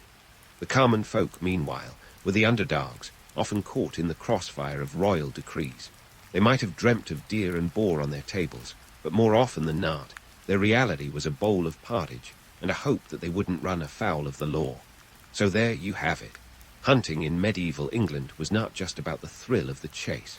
It was a grand display of power, a tool of political control, and a source of timeless legends. But beneath the romantic veneer lay a harsh reality, a world where the privilege of the hunt was a symbol of societal status.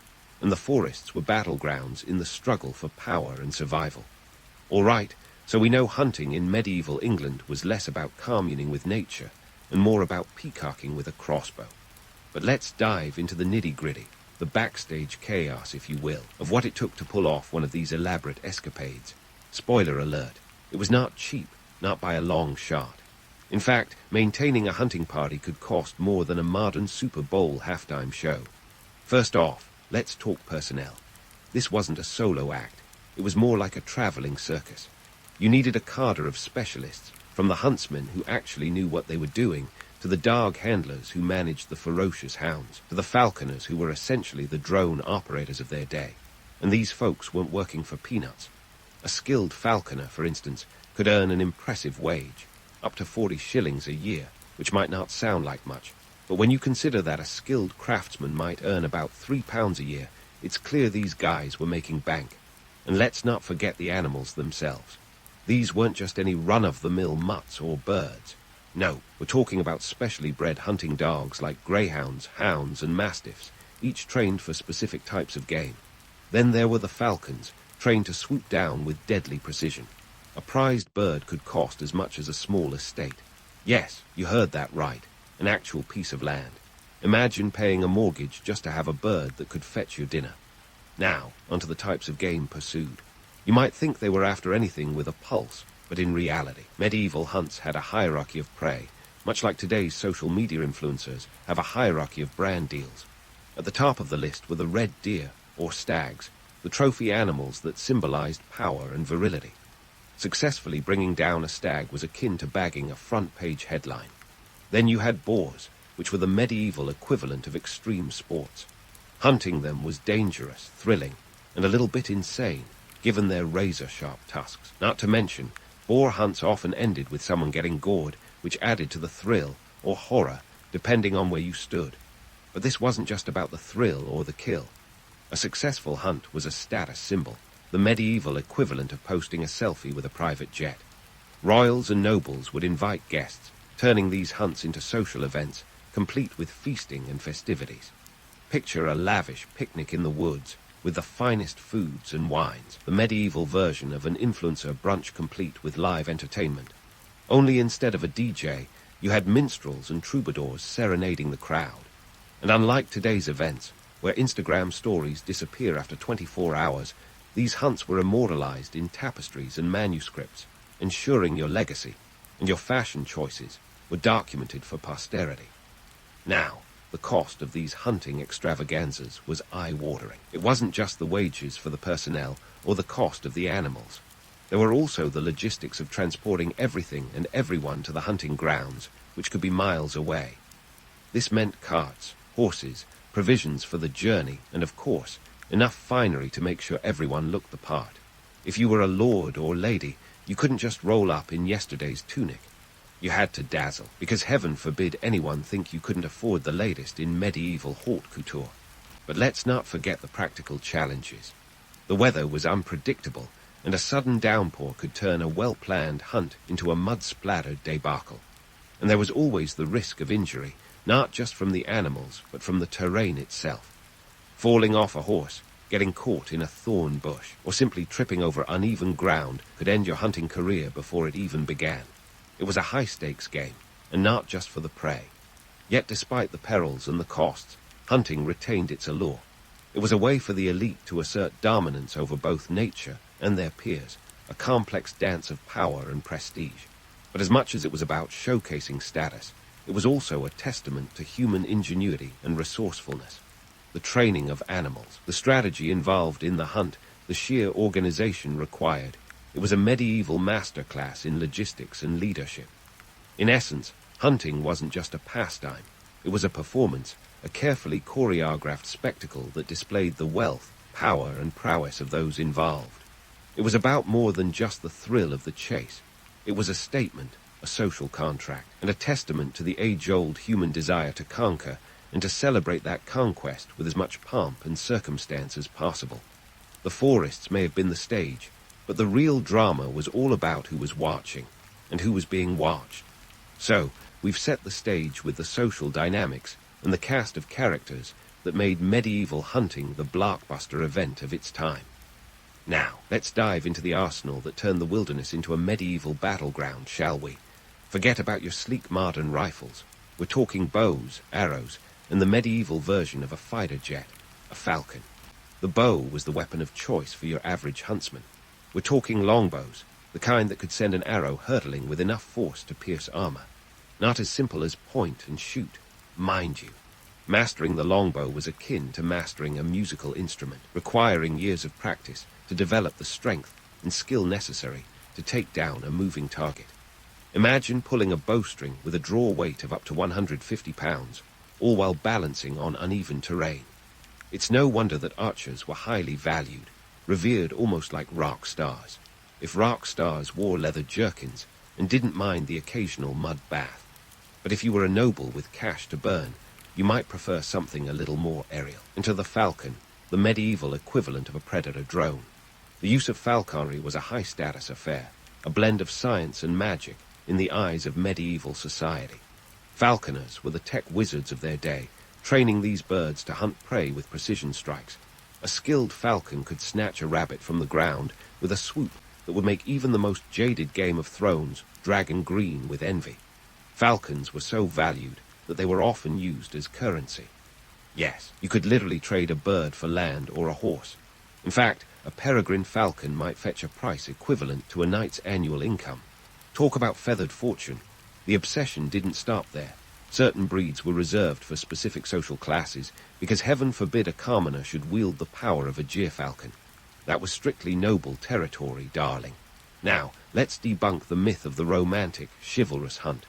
Picture this, a gallant knight, clad in shining armor, gracefully navigating the woods on a mighty steed, all while the falcon on his wrist casts an approving glance. Sounds dreamy, right? In reality, it was more of a muddy, sweaty slog through the wilderness. Armor wasn't exactly breathable or lightweight, and the woods could be a tangled mess, more likely to snag your tunic than inspire poetry. The romance of the hunt was largely a tale spun by troubadours, whose job was to make even the most mundane act sound like an Arthurian epic. The gritty reality was that hunting was hard labor. It involved trekking through dense forests, often for hours, sometimes in less than ideal weather. Rain could turn the ground into a swamp, while snow could freeze the very marrow in your bones. And let's not forget the delightful sensation of being swarmed by insects or scratched by thorn bushes. It wasn't uncommon for hunters to return home, not with a trophy stag, but with a twisted ankle and a newfound appreciation for dry socks. Despite the hardships, the hunt was an irresistible draw, a testament to human resilience, or perhaps just stubbornness. It wasn't only about the kill, but about mastering nature, a chance to prove oneself against the elements and the wild. A successful hunt meant more than meat on the table. It was a badge of honor, a story to be retold at feasts, where the line between truth and embellishment was as thin as a bowstring. But let's not overlook the economic implications of these hunting escapades. The tools of the trade weren't just accessories, they were investments. A well-crafted bow could cost a small fortune, and maintaining a falcon was like owning a luxury car today, constant upkeep, and a penchant for expensive tastes. These costs added up, making hunting an exclusive pursuit, a club where the entry fee was high, and the benefits included both tangible rewards and bragging rights. And speaking of bragging rights, let's not underestimate the role of competition. Medieval hunts were as much about one-upping your neighbor as they were about filling the larder. If Lord Whosits managed to bag a boar last week, you better believe Lord Whatsits was out there trying to nab a bear. It was a testosterone-fueled game of one-upmanship, with nature as the unwilling referee. In the grand tapestry of medieval life, hunting was a thread woven through with power, prestige, and the occasional pratfall. It was a spectacle, a performance, and a way of life, all wrapped in a cloak of tradition and pageantry. And while today we might chuckle at the absurdity of trading a falcon for a plot of land, it's worth remembering that, for those living in the shadow of the forest laws, these hunts were deadly serious business. So, next time you see a tapestry depicting a noble hunt, remember the untold story behind the embroidered threads. It's a tale of mud, sweat, and valor, where the line between myth and reality is as blurred as a rain-soaked horizon. And with that, we leave our intrepid hunters in the woods, poised for the next chapter in their quest for glory and gain. Stay tuned, because there's more to uncover in the saga of medieval hunting, where the stakes are high, the lords are ambitious, and the falcons are definitely not for the faint-hearted. As the medieval lords and ladies strutted through the woods with their falcons and bows, the local villagers watched with a mix of resentment and dread. You see, while the nobility viewed hunting as a status symbol, for the common folk, it was an economic juggernaut that could either uplift or crush their communities. Let's dive into the nitty-gritty of how hunting rights and deer parks played a pivotal role in medieval England's economy and environment. First up, deer parks. Think of these as the medieval equivalent of a gated community, where the aristocracy could indulge in their hunting whims without the riffraff getting in the way.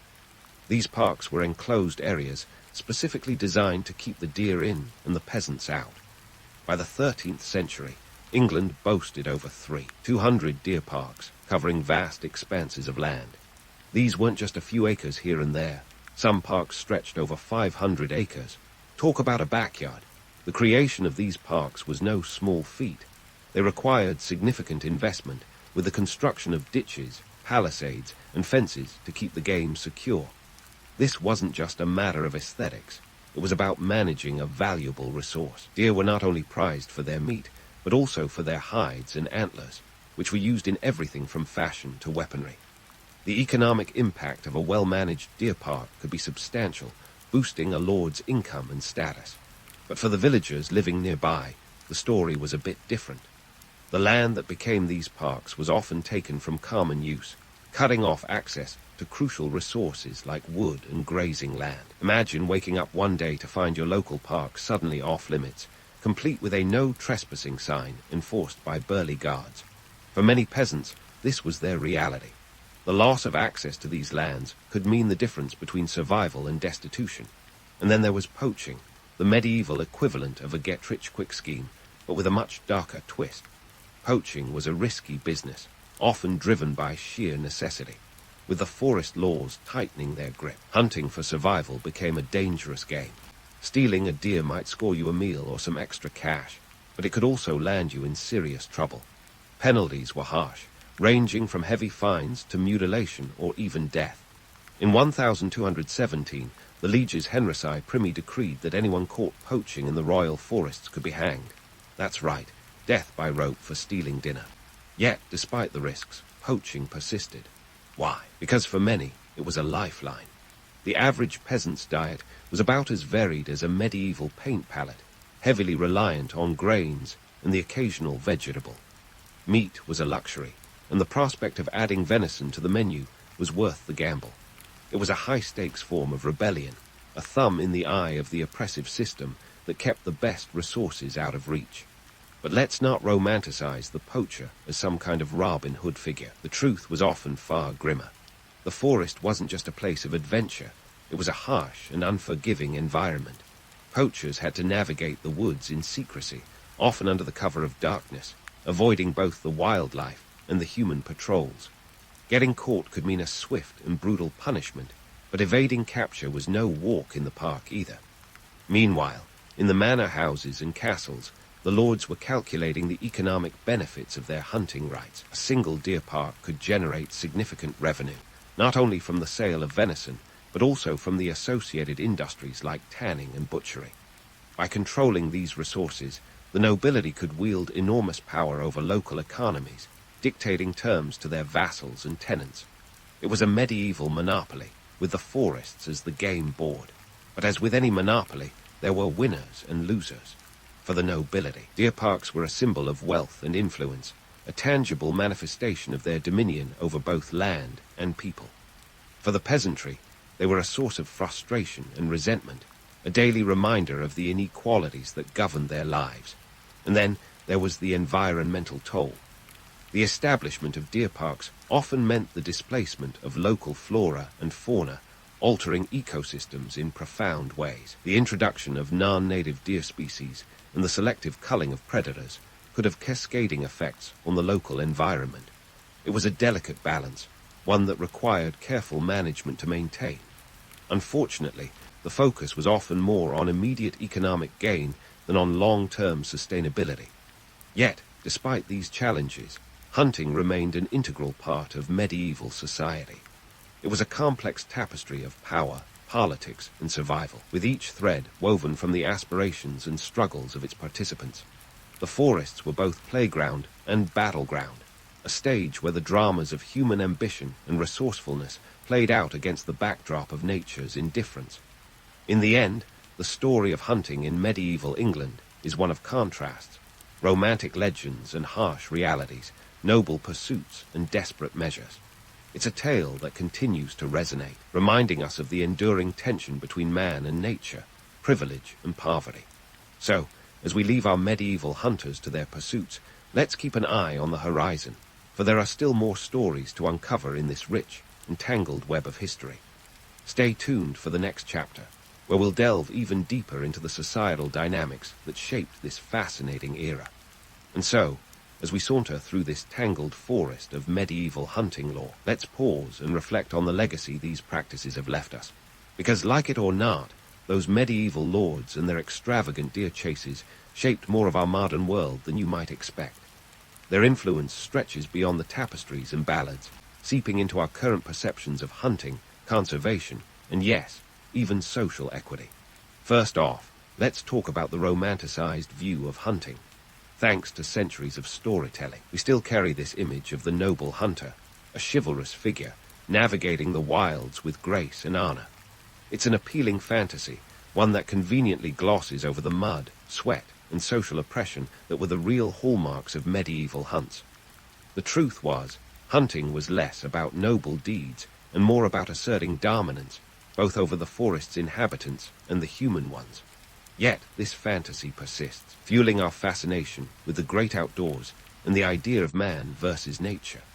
This idealized vision, however, starkly contrasts with the reality of medieval hunting's societal dynamics.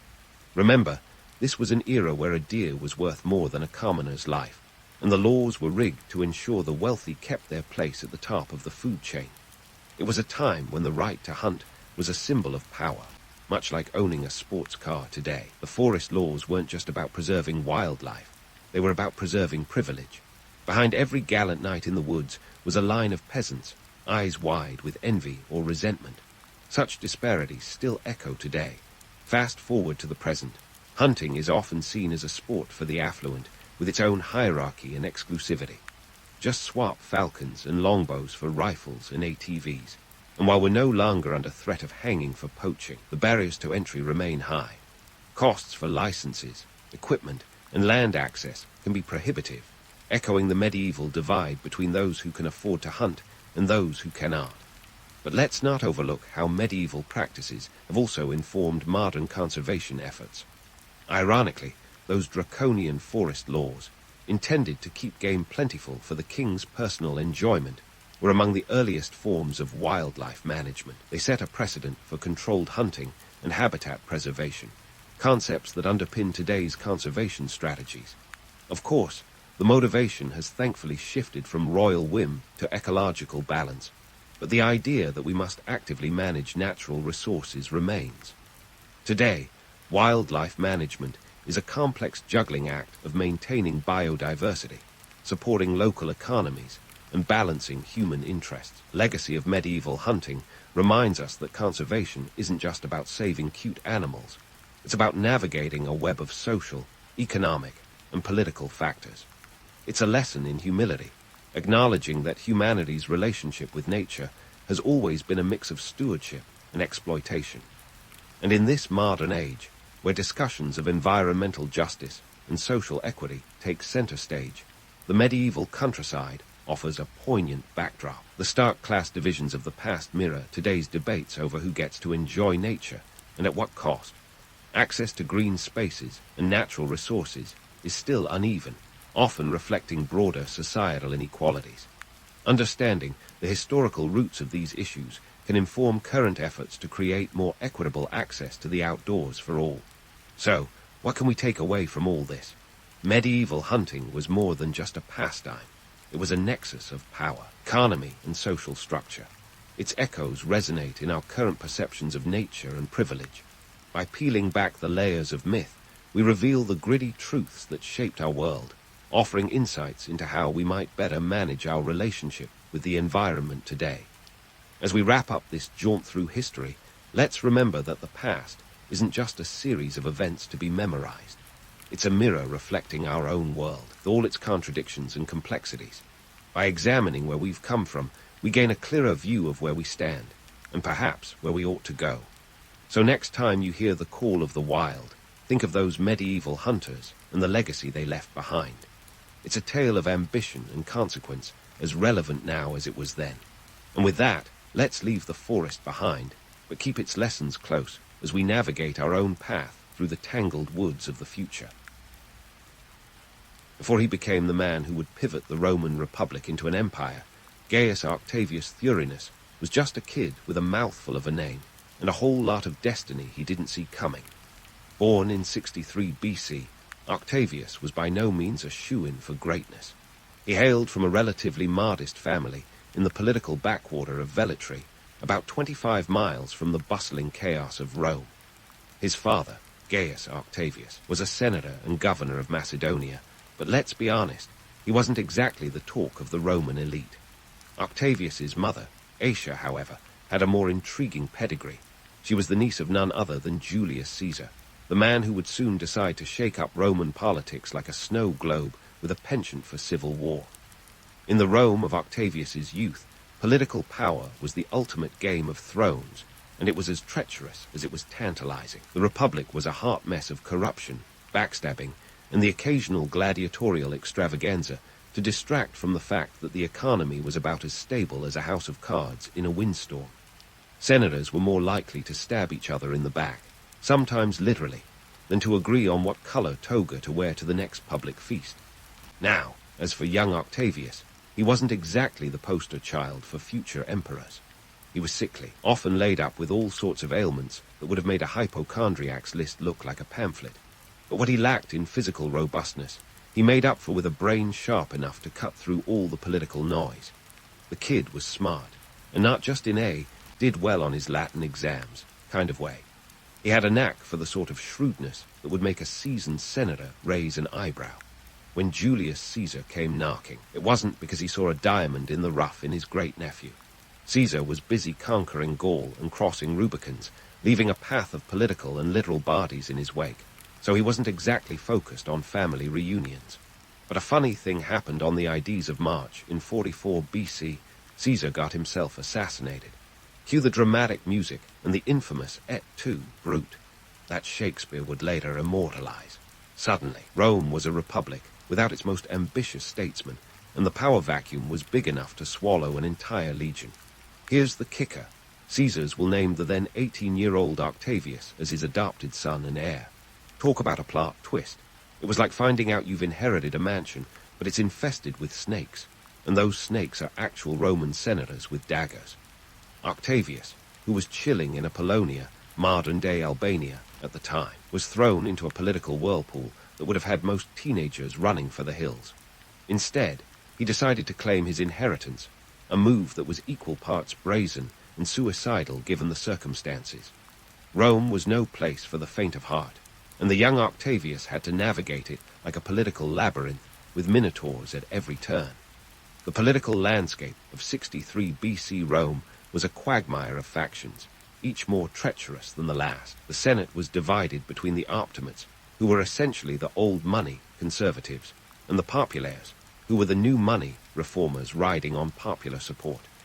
Julius Caesar had been the darling of the latter, and his death left the Populares leaderless and vulnerable. Octavian, as he would soon be known, had the unenviable task of stepping into Caesar's sandals. His first move was to sail to Rome and present himself as Caesar's rightful heir. But let's not sugarcoat this. He was about as welcome as a cat at a dog show. Mark Antony, a seasoned general and loyal ally of Caesar, was already making power plays, and he wasn't about to let some teenager waltz in and steal the show. Antony had the military muscle, the connections, and a penchant for oratory that could sway crowds faster than you could say, Senatus Populusque Romanus. But if Antony thought he could easily sideline Octavian, he was in for a surprise. The young heir had a few tricks up his toga. He played the political field like a seasoned chess master, aligning himself with the Senate and leveraging his status as Caesar's adopted son, to win over the legions. He knew that political power in Rome was as much about perception as it was about actual strength, and he was a quick study in the art of image building. This was a kid who understood that, in the deadly game of Roman politics, being underestimated could be your greatest asset. While Antony and the other power players were busy underestimating him, Octavian was quietly building a coalition, winning the loyalty of Caesar's veterans by promising them land and bonuses that Antony couldn't deliver. It was a classic bait-and switch, and Octavian was the master of the con. In a matter of months, Octavian had transformed from a sickly youth into a political force that even the seasoned senators couldn't ignore. He was a teenager thrust into the maelstrom of Roman politics, and he was holding his own like a veteran gladiator in the Colosseum. The Republic was teetering on the edge, and Octavian's rise was only just beginning. As Rome braced itself for the chaos to come, Octavian was poised to turn the tables on his rivals in ways that would leave a permanent mark on history. But that, my friends, is a story for another time. Now, Octavian wasn't just a young upstart trying to fill Caesar's sandals. He was a veritable whirlwind in the Roman political tempest, and this storm was just getting started. If you thought the Roman Republic was chaotic before, buckle up. We're about to witness a masterclass in political survival and ambition, featuring a cast of characters who could give any daytime soap opera a run for its money. Enter the second triumvirate in 43 BC, a political ménage à trois that would make even Machiavelli raise an eyebrow. Picture this: Octavian, Mark Antony, and Marcus Aemilius Lepidus, three ambitious men with egos larger than a Roman aqueduct, decide to team up to stabilize Rome, or so they claimed. In reality, it was less about saving the Republic and more about carving up power like a prime rib at a senator's banquet. These three didn't exactly send out engraved invitations to join forces. It was more like an awkward political speed date where everyone showed up with their own agenda, hidden daggers, and a healthy mistrust of each other. Antony, fresh from his standoff with Octavian, needed allies to secure his own power base. Lepidus, the least flashy of the trio, brought military clout to the table, and Octavian, well, he was there to solidify his claim as the heir of Caesar, proving his political chops weren't just beginner's luck. Now, don't let the title triumvirate fool you into thinking this was a well-oiled machine. It was more akin to a tricycle with one wheel perpetually wobbling. Each member had their own interests, and if there was one thing they excelled at, it was backstabbing. The first order of business, prescriptions. Think of it as a deadly game of Roman monopoly where the stakes were life or death. They compiled lists of their political enemies, senators, equestrians, anyone who looked at them funny, and effectively put a bounty on their heads. If you made the list, your assets were seized, and your life expectancy plummeted faster than a gladiator with a sword in his back. The economic ramifications were as harsh as they were immediate. Prescriptions weren't just about eliminating rivals. They were a financial lifeline for the triumvirs. With the Republic's coffers emptier than a Roman wine jug after a bacchanalia, seizing the wealth of those unfortunate enough to be prescribed was a quick way to fund their military exploits. Not exactly a sustainable economic model, but hey, desperate times called for desperate measures. Despite the chaos, Octavian proved he was more than just Caesar's namesake. The young man had a knack for turning dire situations to his advantage. He knew that survival in Roman politics was as much about military might as it was about economic savvy. He moved quickly to consolidate his position, leveraging both the loyalty of Caesar's veterans and the support of the masses, who saw him as the legitimate successor to their beloved dictator. Meanwhile, Antony was busy in the east, trying to secure support and resources, all while indulging in a bit of a love affair with Egypt's own Cleopatra. This dalliance would later become the stuff of legend, but at the time, it was just another entanglement in the web of Roman politics. Lepidus, on the other hand, found himself increasingly sidelined, a fact that was neither lost on him nor the other triumvirs. His political influence began to wane, and it became clear that he was more of a third wheel than an equal partner. As the triumvirs juggled alliances and betrayals, Octavian's cunning began to shine through. He understood the importance of perception in politics. While Antony was off gallivanting with Cleopatra, Octavian was busy crafting his image as Rome's savior, the man who would restore order and stability. It It was a PR campaign worthy of a modern spin doctor, and it worked. The people began to see him not just as a politician, but as a leader they could rally behind. In 42 BC, the triumvirs faced their greatest test yet, the Battle of Philippi. This was the showdown against the forces of Brutus and Cassius, the very men who had orchestrated Caesar's assassination. Talk about a grudge match. The stakes were high, and the outcome would determine the fate of the Republic. It was a brutal affair, with casualties mounting and fortunes swinging like a pendulum. But in the end, the triumvirs emerged victorious, albeit at a cost. Brutus and Cassius both met their end, marking the final nail in the coffin of the senatorial cause. Victory at Philippi was a turning point for Octavian. With his rivals vanquished, he returned to Rome as a hero, his status as Caesar's heir now cemented in the eyes of the public. But let's not kid ourselves. Rome was still a powder keg, and the triumvirate was a ticking time bomb. The alliance that had been forged in blood was beginning to show cracks, and the question on everyone's mind was not if it would collapse, but when. Back in Rome, Octavian continued to solidify his power base, using the spoils of war and the wealth from proscriptions to reward his supporters and strengthen his position. He was a shrewd operator, understanding that loyalty in Rome was often measured in coin and land, not just words.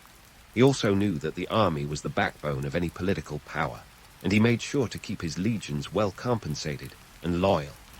Meanwhile, the relationship between Octavian and Antony was growing increasingly fractious. Antony's involvement with Cleopatra was becoming a political liability, and Octavian wasted no time in exploiting it. He painted Antony as a man seduced by the exotic allure of the East, a traitor to Roman values. It was a narrative that played well in Rome, where suspicion of foreign influence was as old as the city itself. The stage was set for a showdown between these former allies, and the stakes couldn't have been higher. The Republic was on the brink, and the outcome of this power struggle would determine the course of Roman history. As alliances shifted and loyalties were tested, Octavian maneuvered like a grandmaster, always a step ahead of his rivals. So here we are, with Rome teetering on the edge of another civil war, Octavian's star on the rise, and Antony's fortunes inextricably linked to the enigmatic Cleopatra. The pieces were moving on the chessboard, and Octavian was poised to make his next move, one that would echo through the ages. But that, dear friends, is a tale for another time. Stay tuned, because the saga of Rome's transformation from republic to empire is far from over. As the stage was set for Octavian's next masterstroke, the Roman political drama was far from a quiet affair. The city was buzzing with rumors of Antony's escapades in Egypt, and Octavian was only too happy to fan those flames. After all, in the theater of Roman politics, deception was everything, and Antony was playing the role of the exotic villain, hook, line, and sphinx. Now, let's not mince words. Mark Antony was no stranger to a good scandal. His alliance with Cleopatra was the talk of the town, or rather, the empire. Cleopatra, Roman 7, the last active ruler of the Ptolemaic kingdom of Egypt, was as captivating as she was cunning. She wasn't just the queen of the Nile. She was a master of political chess who knew how to play her pieces. And Antony, well, he was smitten. Together, they made quite the power couple, with enough charisma to light up the Roman forum. But here's where reality crashes the romantic party. While Shakespeare and Hollywood might paint Antony and Cleopatra's affair as an epic love story, the truth is a bit more Machiavellian. Cleopatra had ambitions of her own. Preserving her throne and securing Egypt's autonomy were top of her list. Antony, on the other hand, saw Egypt as a rich resource to fund his military exploits. It was a symbiotic relationship, sure, but not exactly the fairy tale some would have us believe. Back in Rome, Octavian was orchestrating a propaganda campaign that would make modern spin doctors proud. He portrayed Antony as the quintessential Roman gone rogue, seduced by Eastern decadence and foreign influence. Octavian accused him of betraying Roman values, while conveniently ignoring his own less-than-stellar behavior. To the Roman populace, Antony was painted as a traitor who abandoned Rome for the pleasures of Alexandria. It was a narrative that played perfectly into the xenophobic sentiments of the time. The propaganda war wasn't just about words, it was about power, and Octavian was stacking the deck in his favor. By 32 BC, He had managed to get his hands on Antony's will, a document that was supposedly meant for the Vestal Virgin's safekeeping. When Octavian read it aloud to the Senate, it was like dropping a bombshell in the Curia. The will revealed Antony's wishes to be buried in Alexandria alongside Cleopatra, rather than in Rome. This revelation was as scandalous as it was strategic, further cementing Antony's image as a man who had turned his back on Roman traditions. The Roman Senate, never ones to miss a chance to jump on a bandwagon, declared war not on Antony directly, but on Cleopatra. It was a clever move, one that allowed Octavian to frame the conflict as a defense of Rome against a foreign queen rather than a civil war. And just like that, the stage was set for the Battle of Actium. The year was 31 BC, and the naval showdown at Actium was more than just a clash of fleets. It was a fight for the future of Rome.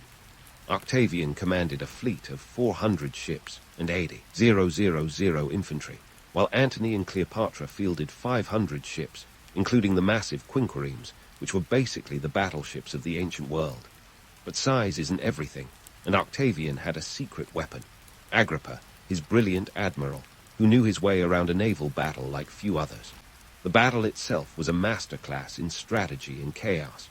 Antony's larger ships were formidable but cumbersome, while Agrippa's lighter, more maneuverable vessels played the role of the underdog to perfection. As the winds shifted and the battle raged, Cleopatra's ships suddenly turned tail and fled, with Antony hot on her heels. It was a move that would seal their fate. Some historians argue it was a prearranged plan, others suggest panic. Either way, it left Antony's forces in disarray, and Octavian seized the opportunity to claim victory. With the defeat at Actium, Antony and Cleopatra's fortunes took a nosedive. They retreated to Alexandria, where the walls were closing in faster than you could say, Veni, Vidi, Vici. Octavian's forces pursued them relentlessly, and it was clear that their days were numbered. In the summer of 30 BC, Antony, hearing a false report of Cleopatra's death, fell on his sword, a tragic end befitting a tragic figure. Cleopatra, ever the strategist, attempted to negotiate with Octavian, but the writing was on the wall. She famously tested various poisons on prisoners to find the most painless way to die, ultimately choosing to end her life with the bite of an asp. It was a dramatic exit worthy of her legend, but it was also the end of an era for Egypt. Rome would formally annex it shortly afterward. Octavian returned to Rome as the undisputed ruler of the Mediterranean world, his path to power cleared of rivals. The battle had cost Antony not just his life, but his legacy.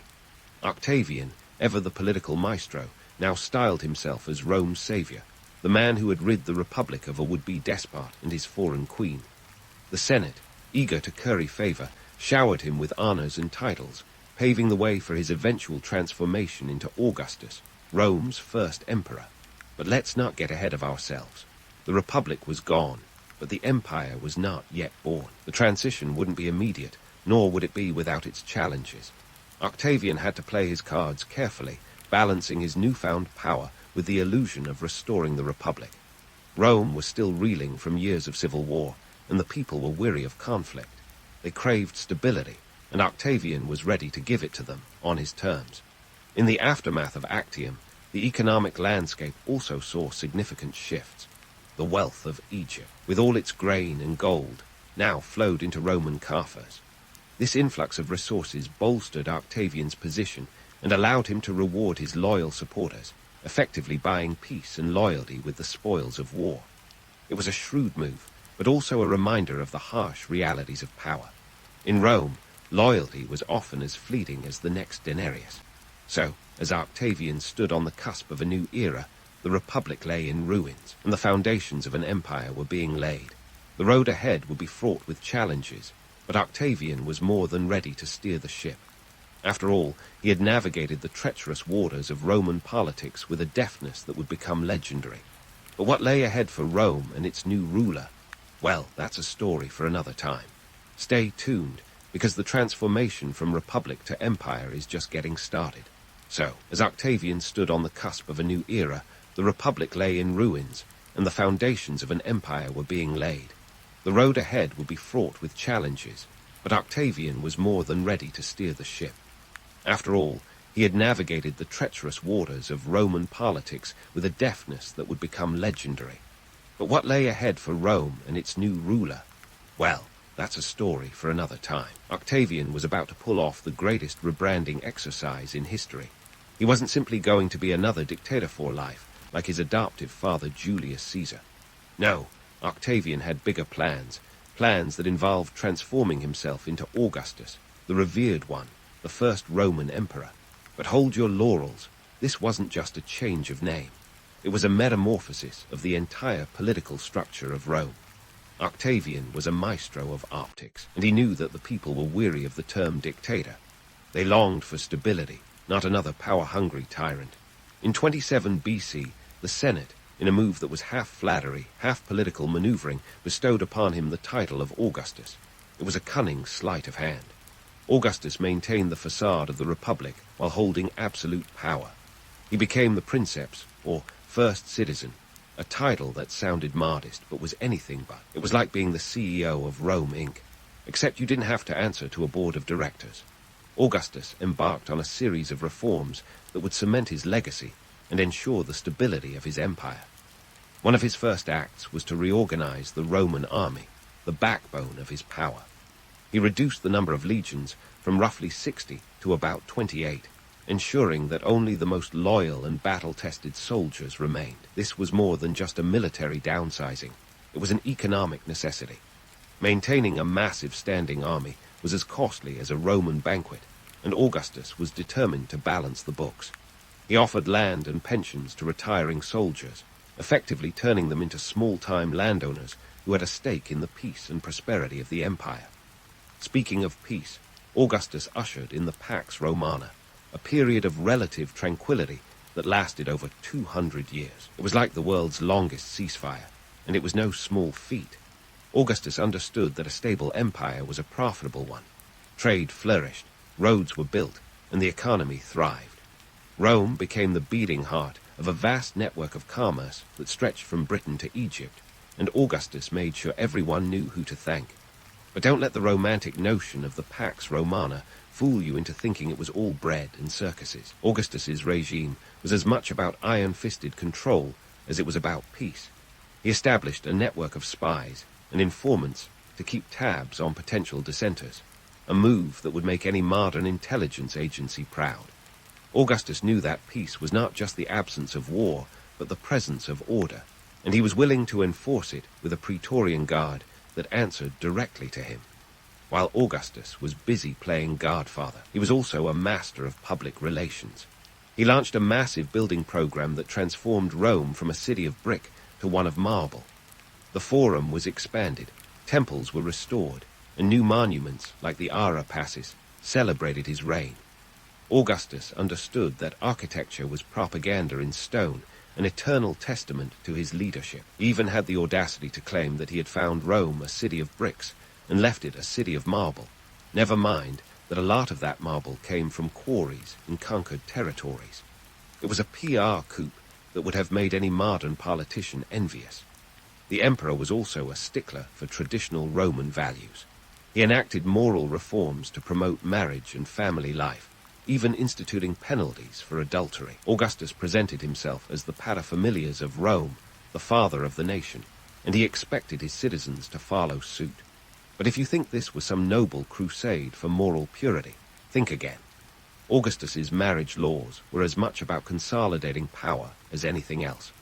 By encouraging the upper classes to produce legitimate heirs, he was ensuring the continuation of an aristocracy that was loyal to him. It was social engineering with a dash of Machiavellian genius. Now, let's tackle the myths that have turned Augustus into a marble statue of virtue and wisdom. Yes, he was a savvy leader who brought stability to a fractured Rome, but he was no choir boy.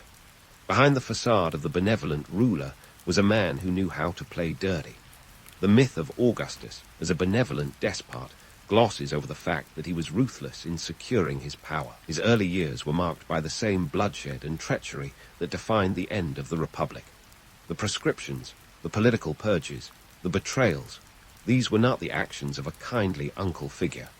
Augustus was a man who understood that power was not given, it was taken. And yet, the romantic image of Augustus persists, partly because he was a master at controlling the narrative.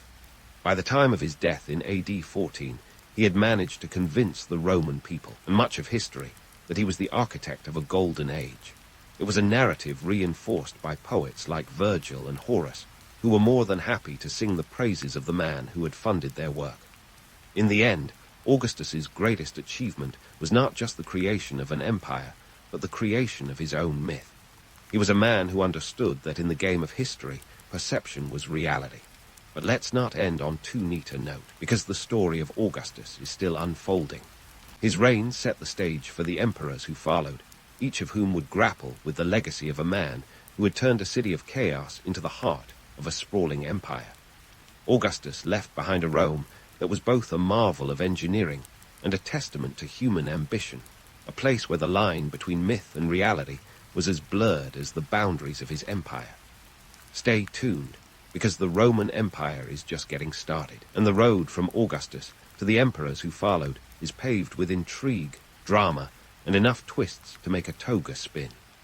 As Augustus sat on the precipice of history, he had crafted an empire that would influence the world for centuries, even if his methods were as subtle as a gladiatorial match. By the time he shuffled off this mortal coil in 14 AD, he had set the stage for a succession plan that would have made any Roman senator nod in grudging approval, or perhaps envy. The choice of Tiberius as his successor wasn't exactly dripping with the romanticism of a legendary hero's journey. Tiberius, Augustus's stepson, was more of a calculated choice, like opting for a reliable mule over a glamorous chariot. Now, Augustus's later years weren't just about lounging in his villa, sipping wine, and reminiscing about the time he turned the Republic into his personal chessboard. He was busy, always a few moves ahead, like a seasoned player in the Game of Thrones, minus the dragons. He spent his twilight years refining the empire's administrative machinery, ensuring that the Roman bureaucracy was as efficient as it was infamous. Augustus was the original micromanager, setting up a civil service that could rival any modern-day government for red tape and efficiency. The empire was divided into provinces, each with a governor who reported directly to him. Augustus was like the CEO of Rome, with regional managers overseeing everything from tax collection to public works. Economically, the empire was humming along like a well-oiled machine. The influx of wealth from conquered territories, particularly Egypt, turned Rome into a financial powerhouse. Augustus understood that a stable currency was the backbone of a thriving economy, so he reformed the coinage system, introducing the denarius as the standard silver coin. It was a move that would have made any economist proud, ensuring that the Roman economy was as solid as the marble temples Augustus loved to build. Trade routes flourished under Augustus, connecting the far-flung corners of the empire. From the spices of the East to the tin of Britain, Rome was a marketplace on a scale the world had never seen. The Mediterranean Sea became a Roman leg, and Augustus made sure that piracy was as unwelcome as a Gaul at a Roman dinner party. But let's pivot back to Tiberius, the man who would inherit Augustus's empire and his headaches. Tiberius was a military man, not exactly known for his charm or charisma. His ascension wasn't the result of a grandiose endorsement. It was more like Augustus's best option after a series of potential heirs either died young or fell out of favor. Augustus had married his daughter Julia to Tiberius, solidifying the family ties with the subtlety of a Roman mosaic. The choice of Tiberius was about continuity, about ensuring that Augustus's legacy would survive beyond his reign. But let's not sugarcoat it. Tiberius was about as popular as a tax collector on market day. The Roman people had come to expect the kind of charisma and leadership that Augustus exuded, and Tiberius was more of a disciplinarian than a crowd-pleaser. Augustus's death in 14 AD was the end of an era, but it was also the beginning of a new chapter in Roman history. He passed away in Nola, a town about 15 miles from Naples, leaving behind a legacy that was as complex as the empire he had built. His last words, reportedly, were, "Have I played the part well? Then applaud as I exit." It was a theatrical farewell fitting for a man who had turned the political stage into his personal amphitheater. Tiberius took the reins of power reluctantly, stepping into shoes that were more like ironclad boots. He inherited an empire that was at its zenith, but he also inherited the expectations of a people who had been promised stability and prosperity. Augustus had laid the groundwork for a dynasty, but the challenge for Tiberius was to maintain the facade of a republic while wielding the power of an emperor. As we look back on Augustus's legacy, it's a tale of two emperors, the benevolent ruler and the ruthless strategist. His reign was a balancing act between authoritarian control and the illusion of republican values. Augustus was a master at presenting himself as the first among equals, even as he held the reins with an iron grip. He understood that power was not just about military might or economic strength. It was about perception, about crafting a narrative that would endure long after he was gone. The myth of Augustus, as Rome's golden child, is as much a product of his own making as it is the work of poets and historians who followed. He was the architect of Rome's transformation from a republic into an empire, a feat that required both vision and a willingness to make hard, often brutal choices. Augustus's reign was marked by peace and prosperity, but it was also underpinned by a system of control that left little room for dissent. In the end, Augustus's greatest legacy might be the empire itself, a sprawling testament to his ambition and his ability to shape the course of history. The Pax Romana he ushered in allowed for cultural and economic exchanges that would enrich the Mediterranean world for centuries. His successors, for better or worse, would rule in his shadow, navigating the empire he had built, each leaving their own mark on the Roman tapestry. Augustus's story is a reminder that history is written not just by the victors, but by those who have the foresight to control the narrative. He was a man who understood the power of myth, who knew that the stories told about him would echo through time. And as Rome transitioned from the age of emperors to the age of legends, Augustus remained a figure of fascination and complexity, a testament to the enduring power of ambition and legacy. So as we close the book on Augustus, let's remember that history is less about the stories we inherit and more about the truths we uncover. In the end, Augustus was both a man of his time and a figure for all time, a paradox wrapped in a toga, straddling the line between myth and reality. The Shang dynasty didn't so much fall as it spectacularly imploded, leaving behind a power vacuum that practically begged to be filled by anyone with a pulse and a plan. If there were a historical equivalent of a reality TV show, the end of the Shang dynasty would be a ratings bonanza of epic proportions, with tyrannical rulers, economic disasters, and enough political intrigue to make a modern election look like a Sunday picnic. Let's start with our star of this chaotic drama, King Zhou of Shang. This guy was the original bad boss, a real-life cautionary tale of what happens when you mix absolute power with absolutely no sense. His reign, which ran from 1075 to 1046 BCE, wasn't exactly a masterclass in governance. In fact, it was more like a tutorial on how to run an empire into the ground. King Zhou managed to turn a once-thriving dynasty into a crumbling mess within 3 short decades. His idea of leadership involved extravagant spending, brutal punishments, and a personal lifestyle that could only be described as extra. King Zhou had a penchant for luxury that was as insatiable as it was impractical. Picture this. He built himself a lake filled with wine. Yes, you heard that right. A literal lake of wine, and an island of meat in the middle of it. This wasn't just a party trick. It was a symbol of excess that boggled the minds of his contemporaries. Meanwhile, the empire's coffers were hemorrhaging wealth at an alarming rate, and the peasants, well, they were less than thrilled with their tax dollars at work. Behind the scenes, the economy was spiraling faster than you could say financial meltdown. Trade routes that had once been the veins of the Shang economy were neglected, and resources were squandered on lavish palaces and pointless wars. By the time the Zhou dynasty came sniffing around, the Shang economy was a bit like a deflated balloon, sad, saggy, and lacking any real bounce. The political scene was no less chaotic. King Zhou's court was a hotbed of corruption and backstabbing, where loyalty was as rare as a snowstorm in July. High-ranking officials were more interested in lining their own pockets than in running the state. If you think your office politics are bad, try navigating a world where betrayal was just another day at the office, and your boss might literally have you executed with a snap of his fingers. But let's not lay all the blame at King Zhou's feet. The Shang dynasty's decline was a slow burn, fueled by a series of unfortunate events and questionable decisions that preceded him. For starters, their approach to leadership was a bit like playing musical chairs with a room full of egos.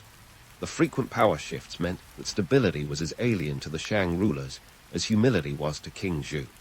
Enter the Zhou clan, wading in the wings with the patience of a cat watching a mouse. Led by the astute King Wen and later his son, King Wu, the Zhou had been quietly amassing power and influence while the Shang were busy self-destructing. King Wen, who could have had a successful career as a motivational speaker in another life, spent decades strengthening alliances and building a coalition strong enough to challenge the Shang.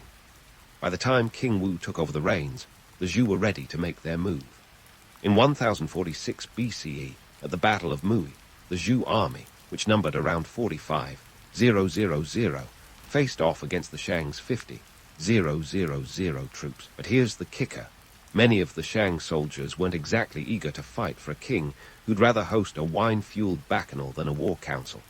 The battle was less a clash of titans and more a decisive rout, with the Zhou emerging victorious. The fall of the Shang dynasty wasn't just a change of rulers. It was a seismic shift in the social and political landscape of ancient China. The Zhou didn't just inherit a throne. They inherited a broken empire that needed rebuilding from the ground up.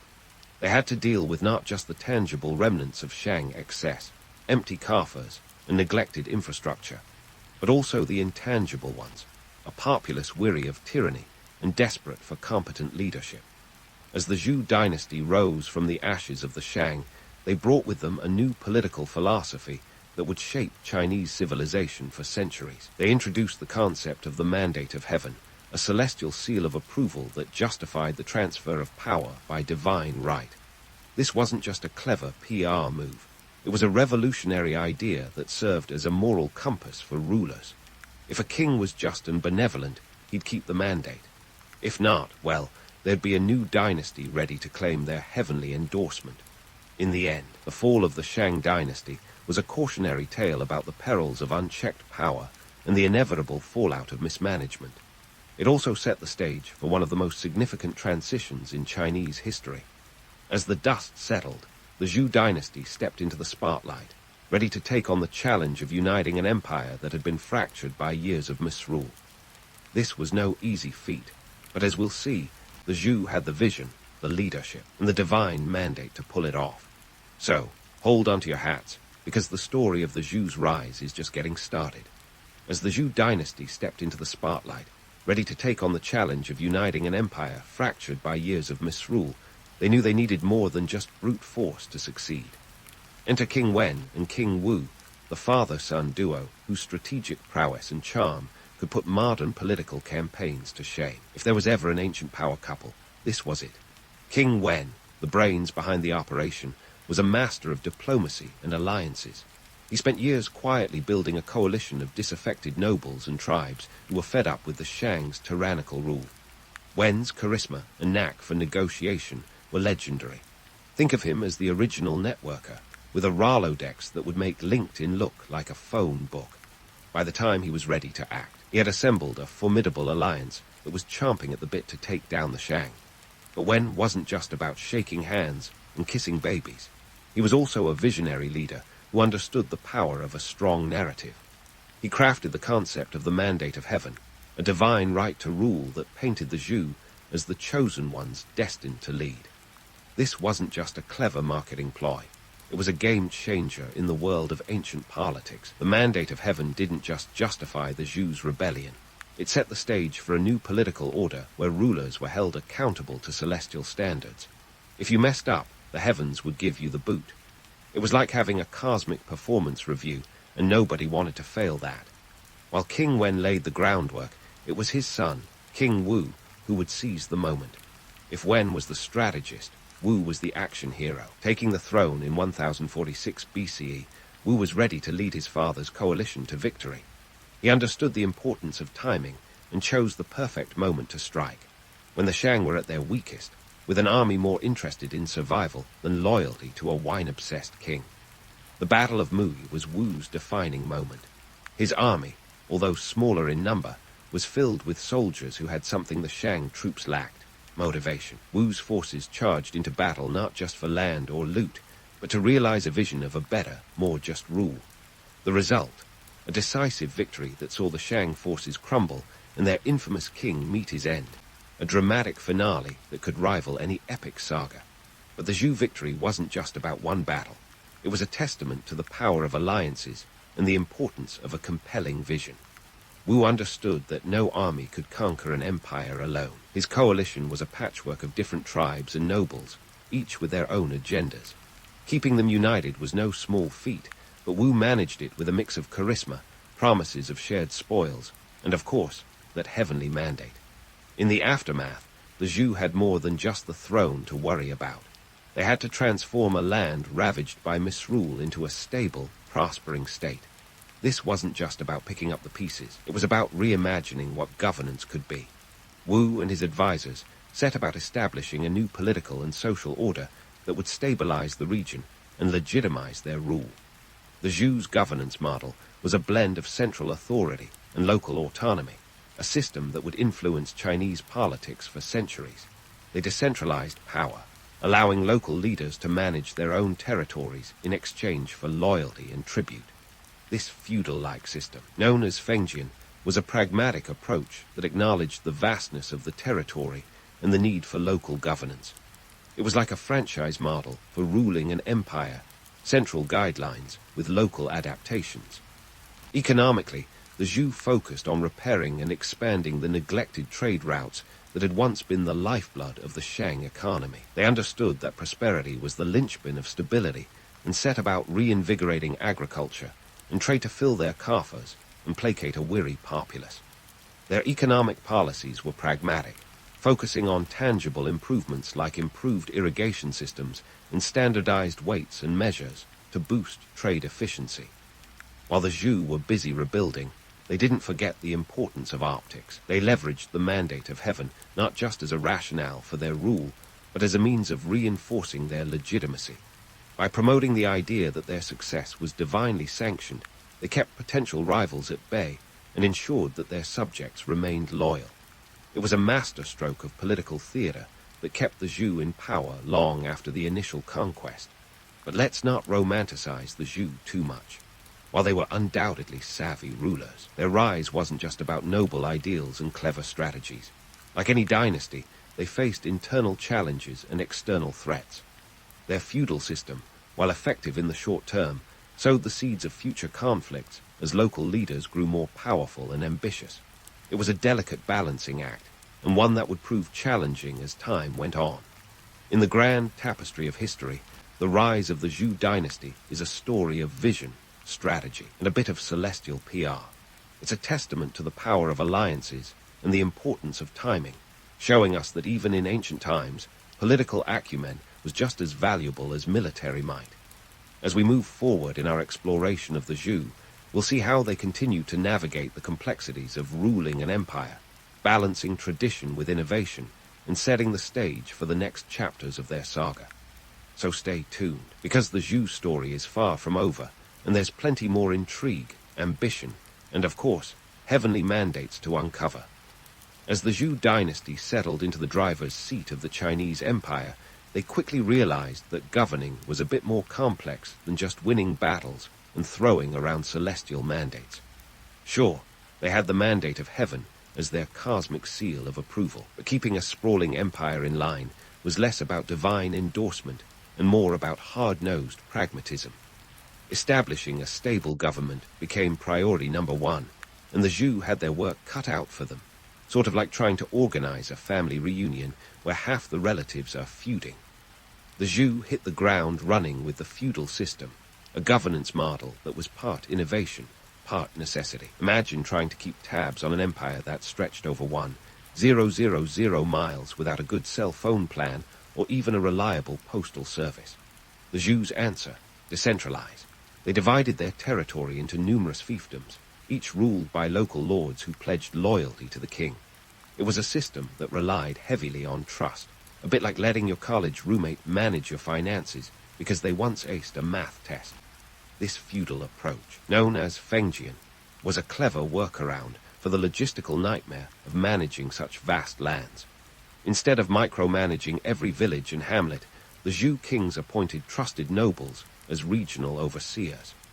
These local leaders were given the freedom to govern their territories as they saw fit, as long as they paid tribute, supplied soldiers, and didn't start daydreaming about their own heavenly mandates. It was like franchising an empire, central authority with local autonomy, and it worked surprisingly well, at least for a while. But let's not get too misty-eyed about this system. While it sounds efficient, it had its quirks and pitfalls. The local lords, or Zhou, were often more interested in their own power and prosperity than in serving the greater good. They were like medieval tech startups, innovative and ambitious, but occasionally prone to spectacular failures. The balance of power was delicate, hinging on the king's ability to maintain loyalty through charisma, military might, or, when those failed, a healthy dose of bribery. The Zhou kings also had to contend with pesky rebellions, which popped up like weeds in a poorly tended garden. These uprisings weren't just random acts of defiance. They were often sparked by the same local lords who were supposed to keep the peace. It was a classic case of the fox guarding the henhouse. With each rebellion, the Zhou had to recalibrate their approach, sometimes ruling with an iron fist, other times offering olive branches. It was a political game of whack-a-mole, with the stakes being nothing less than the stability of the entire empire. One notable rebellion that tested the Zhou's mettle occurred in 841 BCE. Known as the Year of the Five Lords, this insurrection was a coordinated effort by 5 powerful nobles who decided they liked the idea of being emperor themselves. The rebellion caused chaos and forced King Lai of Zhou into exile. It took a combined effort of loyalists to restore order, a stark reminder that even celestial mandates couldn't prevent ambitious nobles from meddling. In the aftermath, the Zhou realized that a little transparency and accountability might go a long way. They established a system of checks and balances, creating roles like the 3 ducal ministers to keep an eye on regional governors and ensure they weren't plotting behind the throne. It was the ancient Chinese edition of trust, but verify, a governance principle that would resonate through the ages. But what about the economic side of things?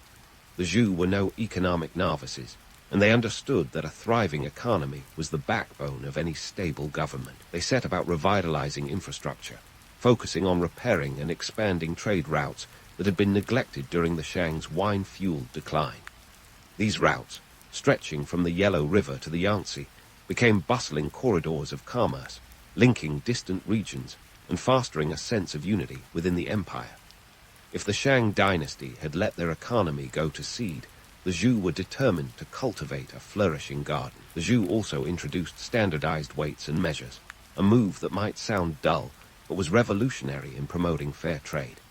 It was like inventing a universal app for ancient traders, ensuring everyone was on the same page, or at least using the same scale. This standardization helped reduce disputes and bolster economic growth, allowing the Zhou to fill their coffers with a steady stream of taxes and tributes. Agriculture was another cornerstone of Zhou economic policy. They promoted innovations like iron plows and improved irrigation techniques, which increased crop yields and fed a growing population. It was a classic case of teach a man to fish. Only in this case, it was teach a man to farm better, and it paid dividends in the form of a more stable and prosperous society. But hold your horses, this wasn't a utopia. The feudal system, while initially successful, had its own built-in expiration date. As local lords grew more powerful and wealthier, their loyalty to the Zhou throne became increasingly tenuous. It was a bit like giving your teenager a credit card and hoping they wouldn't max it out on video games. Over time, these ambitious nobles began to chafe against the constraints of central authority, setting the stage for future conflicts that would challenge the very fabric of the Zhou dynasty. Amidst these challenges, the Zhou kings were constantly tweaking their strategies, trying to maintain a delicate balance between central control and local autonomy. They understood that ruling such a diverse and sprawling empire required flexibility, innovation, and a keen understanding of human nature. It was a high-wire act with no safety net, and one that would test the limits of their political acumen. As we continue to explore the saga of the Zhou, we'll see how they navigated this complex political landscape, balancing the demands of governance with the realities of human ambition. The Zhou story is one of ingenuity and adaptability, an ongoing dance with power that reveals both the brilliance and the fragility of their rule. So, Stay tuned, because the Zhou dynasty's tale is far from over, and there are plenty more twists and turns to uncover in this epic journey through ancient China. As the Zhou dynasty continued its high-wire act of balancing power with pragmatism, let's shift the spotlight from the big players to the supporting cast, the everyday folks who lived under the Zhou's sprawling empire.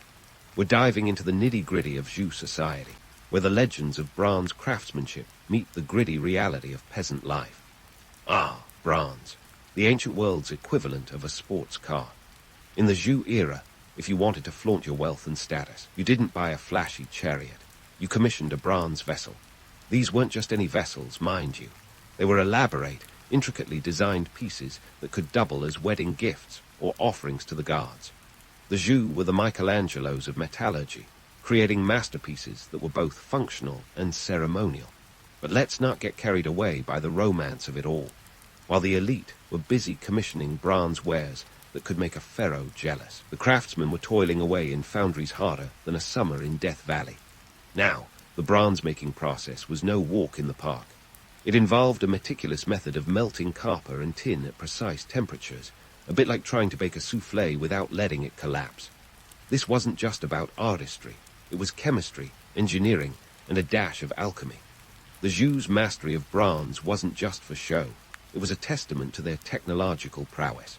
However, beneath the gleaming surface of these stunning artifacts lay the sweat and labor of countless workers who didn't exactly enjoy the glory of their creations. These artisans were the unsung heroes, the backbone of Zhou industry, yet their contributions often went unnoticed, overshadowed by the glitz of the finished products. Meanwhile, the peasants were living a life that wasn't exactly fit for a historical drama. Forget the idyllic images of farmers tilling fields under a golden sun. Zhou peasants knew a thing or two about hardship. Living in simple thatched huts, their lives revolved around the relentless cycle of farming. The Zhou era was a time when agriculture was the name of the game, and if you were a peasant, you were playing in the minor leagues of subsistence farming. With basic tools and plenty of elbow grease, they worked the land from dawn till dusk, often just to scrape by. The day-to-day life of a Zhou peasant was a far cry from the romanticized version of pastoral bliss. Taxes were an ever-present burden, and during lean years, they could mean the difference between survival and starvation. The Zhou rulers, in their wisdom, imposed taxes on everything from crops to livestock, ensuring that the state's coffers were well fed, even if the peasants weren't. And let's not forget the obligatory military service that could snatch a young man from his plow and drop him onto the battlefield faster than you could say, "Press gang." But it wasn't all doom and gloom. The Zhou era also witnessed cultural advancements that would leave lasting legacies. Take the Chinese calendar, for instance. The Zhou refined this essential tool, aligning agricultural practices with celestial cycles. It was like having a cosmic farmer's almanac, helping farmers know when to plant and harvest.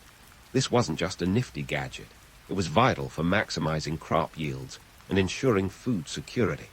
Then there were the philosophical and literary contributions. The Zhou dynasty set the stage for some of the most influential thinkers in Chinese history. Confucius, who would later emerge in the period following the Zhou, wasn't just a wizened old sage with a penchant for cryptic sayings. He was a product of the times, shaped by the social and political upheavals of the era. His ideas on morality, governance, and social order were a direct response to the challenges of maintaining harmony in a complex, hierarchical society.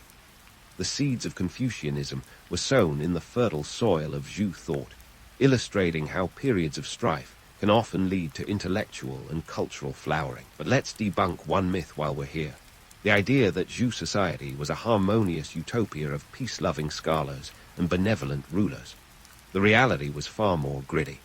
Yes, there were brilliant minds and cultural achievements, but there were also power struggles, economic disparities, and class tensions simmering beneath the surface. The Zhou's feudal system may have brought order to chaos, but it also entrenched social hierarchies that left the common folk at the mercy of noble whims. Let's circle back to those nobles, the Zhou. While the peasants toiled, these local lords lived in relative comfort, their lives a far cry from the toil of the fields. They enjoyed the fruits of peasant labor, indulging in banquets where the wine flowed as freely as the flattery. But even within their ranks, life wasn't as carefree as it seemed. The pressures of maintaining status, managing estates, and navigating the treacherous waters of Zhou politics meant that noble life was more Game of Thrones than Downton Abbey. Speaking of politics, let's not forget the Zhou's bureaucratic machine. Running an empire required more than just noble titles and bronze vessels.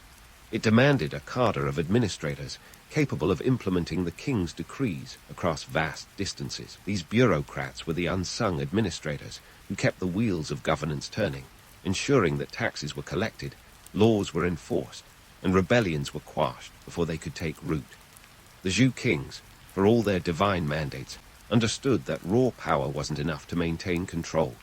They relied on a delicate balance of fear and favor, using rewards and punishments to ensure loyalty. It was a time when a well-placed bribe could secure an alliance, and a poorly worded edict could incite a revolt. The Zhou had to be as adept at intrigue as they were at administration, a reminder that politics, then as now, was a game best played by those with a healthy dose of skepticism and a sharp eye for opportunity. In the cultural arena, the Zhou were no slouches either. They were instrumental in developing the Chinese writing system, which evolved from the Shang's oracle bones script into a more sophisticated form. This wasn't just about aesthetics. It was about communication, record-keeping, and the dissemination of ideas. The written word became a powerful tool, a way to preserve history, codify laws, and express complex thoughts. It was the ancient equivalent of the printing press, revolutionizing the way information was shared and remembered. And let's talk about their religious beliefs, which blended ancestor worship with a belief in a pantheon of gods who governed everything from the harvest to war. The Zhou rulers positioned themselves as intermediaries between the gods and the people, a clever way to reinforce their divine right to rule. It was a system that combined spirituality with politics, ensuring that the celestial and the earthly were inextricably linked. In the end, the story of the Zhou is one of contrasts, between the grandeur of their achievements and the harshness of daily life, between the myths of harmony and the realities of power struggles.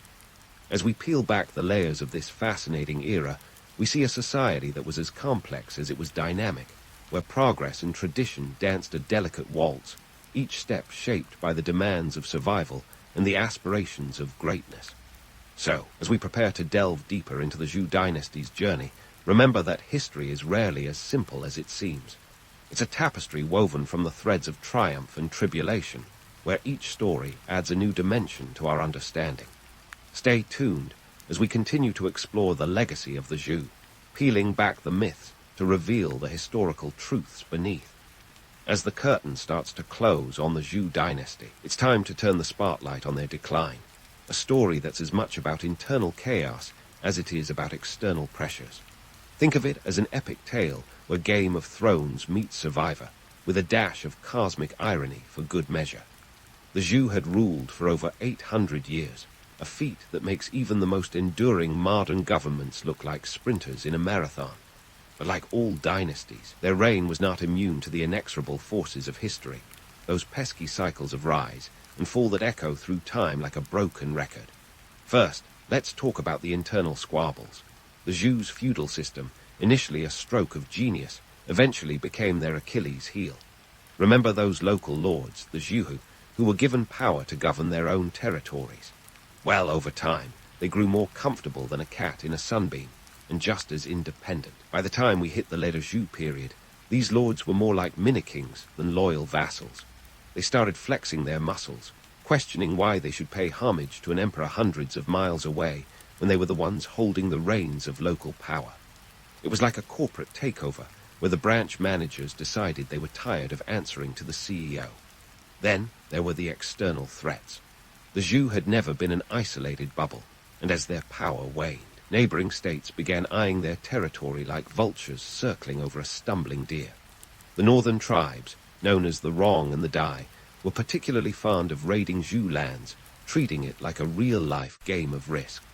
The Zhou were stretched thin, trying to fend off these incursions while keeping their own house in order. It was a classic case of being stuck between a rock and a hard place, except the rock was a marauding army, and the hard place was a bunch of rebellious warlords. By the time the Eastern Zhou period rolled around in 770 BCE, The dynasty was already on the ropes. The capital had to be moved eastward to Luoyang after the western territories became too dangerous to hold. This shift wasn't just a change in geography. It was a symbolic retreat, a white flag waving to the world that the Zhou's once unbreakable grip on power was slipping. The move to Luoyang marked the beginning of what historians call the Spring and Autumn period, a time as poetic as it was chaotic, filled with enough intrigue and warfare to fill a dozen epic novels. During this period, the Zhou kings were still technically in charge, but their authority was more ceremonial than concrete. Picture a figurehead monarch, trotted out for grand occasions, while the real decisions were made by powerful regional leaders. These lords weren't just playing kingmaker. They were building their own empires within the empire, often engaging in open warfare with each other. The Zhou kings were reduced to being referees in a game where the rules were constantly changing, and the players had no intention of playing fair. Economically, the Zhou were in a bind. The once prosperous trade routes had become battlegrounds, and the constant warfare made commerce about as appealing as a root canal. Agricultural production suffered, and with it, the tax revenues that had kept the empire afloat. The Zhou's coffers were as empty as a politician's promises, leaving them with little leverage to impose their will. It was a downward spiral that even the most skilled economist would have struggled to reverse. But here's the twist.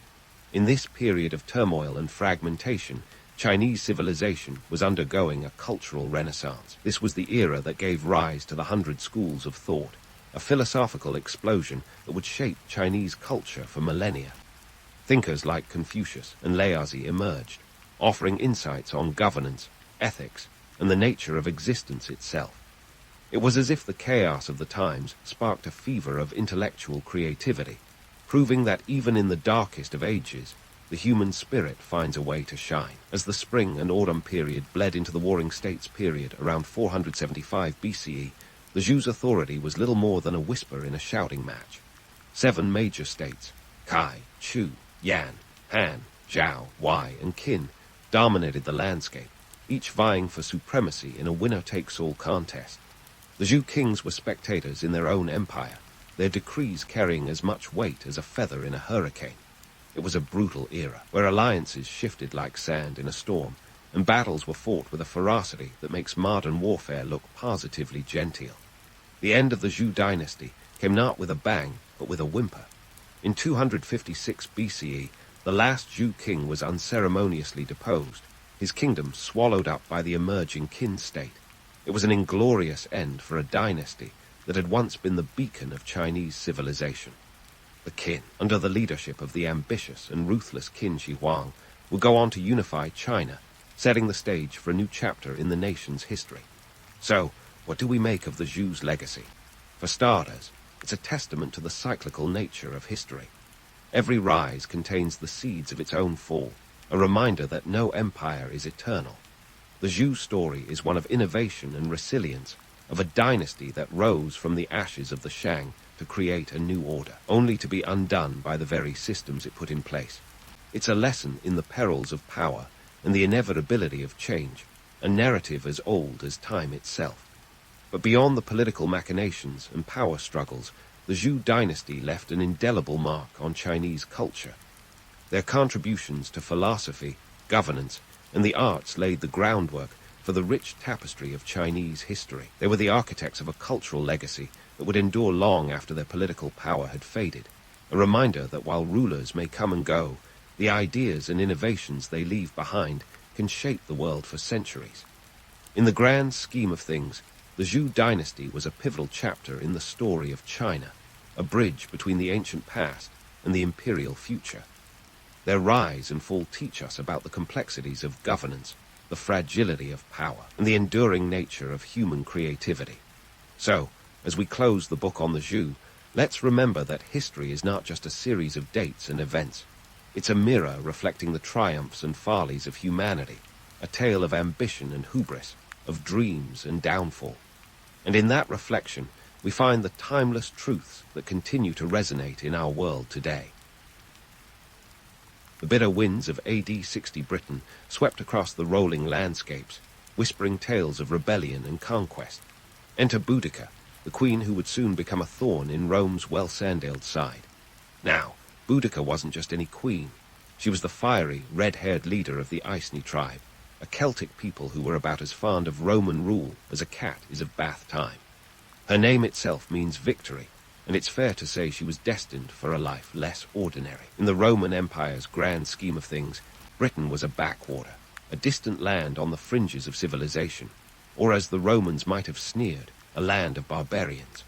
But the Romans, being the industrious, empire-building folks they were, couldn't resist the allure of its resources. They'd been in Britain since AD 43, under Emperor Claudius, with a combination of military might and a little diplomatic lip service to the local tribes. However, Roman diplomacy often came with a catch, much like a dodgy car warranty.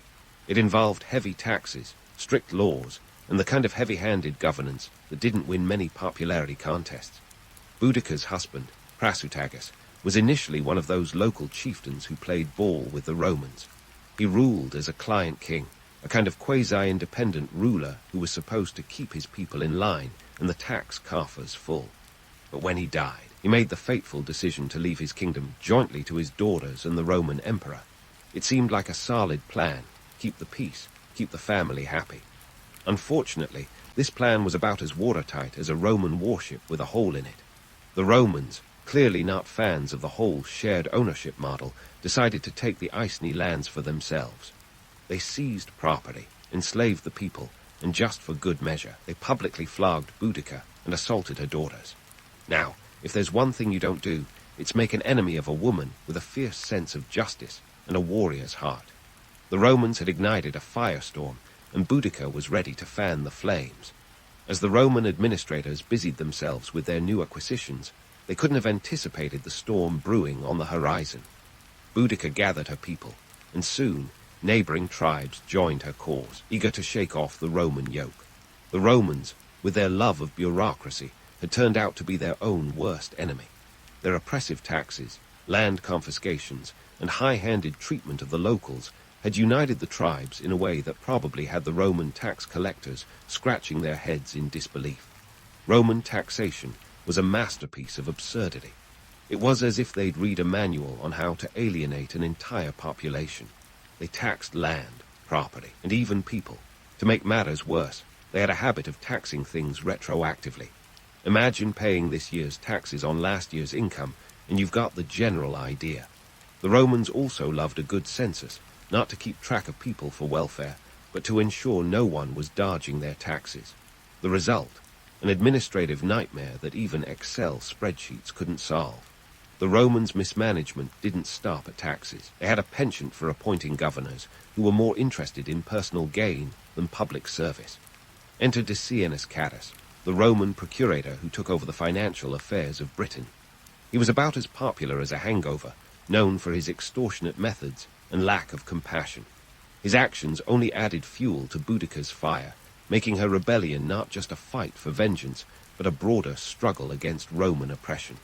So, with a united front and a burning desire for justice, Boudica led the Iceni and their allies in a revolt that would go down in history. She was the warrior queen with a bone to pick, and Rome, the mighty empire, had underestimated her resolve. It was a classic tale of David versus Goliath, but with more chariots and a lot less divine intervention. Boudica's uprising was about to put Roman Britain on notice and remind them that even the smallest spark can ignite a revolution. Boudica's revolt was about to hit the Roman Empire like a bolt from the blue. Her first target, Camulodunum, which today we know as Colchester. Back then, it was a shiny symbol of Roman power in Britain, complete with a temple dedicated to the late Emperor Claudius, because nothing screams imperial domination like erecting a temple to a dead guy. Boudica and her allies aimed to make a statement, and what better way than by torching Rome's local pride and joy? Now, let's talk numbers, because revolutions aren't just about spirit, they're about logistics, too. Boudica's army was a formidable force, reportedly swelling to around 100,000 strong. These weren't just warriors from the Iceni tribe, but a coalition of like-minded souls from neighboring tribes, all equally fed up with Roman antics. Picture a motley crew of warriors, farmers, and the generally disgruntled, all unified by a single goal: stick it to the Romans. The Romans, on the other hand, were caught with their proverbial pants down. Camulaginum was lightly defended, its garrison reduced due to the ongoing military campaigns elsewhere. The city's defenders were a ragtag bunch of veterans. Think of them as the Roman equivalent of security guards on their lunch break. They were woefully unprepared for the onslaught that was about to unfold. So, how did Boudica pull off this audacious assault? Well, her tactics were as bold as they were brutal. Forget the chivalrous battles of medieval knights. This was guerrilla warfare, Iron Age style. Boudica's forces attacked with such ferocity that the Romans didn't stand a chance. They razed the city to the ground and the temple of Claudius. It became a fiery tomb for the Romans who sought refuge there. The locals who once looked up to the Romans now watched in awe as their oppressors were overwhelmed by the very people they'd underestimated. The sacking of Camulaginum wasn't just a military victory, it was a psychological masterstroke. It sent shockwaves through the Roman administration, which had grown complacent in the belief that their rule was unshakable. News of the city's destruction spread faster than gossip at a Roman bathhouse, leaving the empire's officials scrambling to figure out how to curb this rebellion. But let's pause here and debunk a popular myth. The image of Boudica as a lone warrior queen charging into battle, sword aloft, is more Hollywood than history. The reality was less glamorous and more about strategy, alliances, and logistical prowess. Commanding such a large force was no small feat. Feeding, organizing, and mobilizing tens of thousands of warriors required not just charisma, but also a keen understanding of logistics, a skill that Boudica clearly possessed. Her ability to rally disparate tribes under a single banner speaks volumes about her leadership and the extent of Roman miscalculations. Now, you might be wondering why the Romans didn't see this coming. Surely, someone in their sprawling bureaucracy had an inkling that things were about to go south. Well, the Romans, like anyone in power for too long, had grown arrogant. They believed their military superiority was enough to keep the locals in check. They failed to grasp the depth of resentment festering beneath the surface, fueled by years of oppressive rule and cultural disdain. Economically, the revolt was also a double-edged sword. On the one hand, Boudica's victories dealt a significant blow to the Roman economy in Britain. The destruction of Camulaginum disrupted trade routes and sent Roman merchants into a panic. On the other hand, maintaining her army required resources. This was a revolt, not a weekend camping trip. Supplies had to be sourced, which often meant seizing them from Roman storage or relying on the goodwill of allied tribes. In the grand scheme of things, Boudica's rebellion highlighted a fundamental flaw in the Roman system, their inability to integrate conquered peoples. The Romans were adept at building roads, aqueducts, and bathhouses, but when it came to cultural sensitivity, they were about as effective as a lead balloon. Their failure to win over the hearts and minds of the Britons turned what could have been a peaceful coexistence into a full-blown insurrection. So, as the smoke cleared over Camulaginum, Boudica's forces marched on, emboldened by their success and driven by the desire to reclaim their land and dignity. The revolt was far from over, and Boudica's next moves would continue to challenge the might of Rome. The stage was set for an epic showdown, and Rome, despite its legions and legacies, was about to learn a hard lesson. Never underestimate the power of a united front led by someone with nothing left to lose. As Boudica's forces left the smoking ruins of Camulaginum in their wake, there was no time to bask in the glow of victory, literally or figuratively. The clock was ticking, and the Romans, while initially caught flat-footed, were never ones to sit idly by while their empire crumbled. So, as Boudica marched her forces toward Londinium, modern-day London, the Romans were busy crafting a counterattack strategy that would be as ruthless as it was efficient. Here's where things get interesting. The clash at Watling Street wasn't a spontaneous bar brawl. It was a calculated showdown. Boudica, with her coalition of tribes, was in a race against time. She had to keep the momentum going, keep her troops motivated, and avoid Roman reinforcements that were undoubtedly on their way.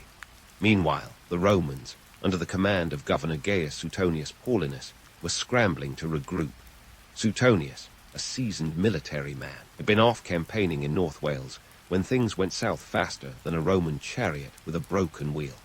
Suetonius was no slouch when it came to military strategy.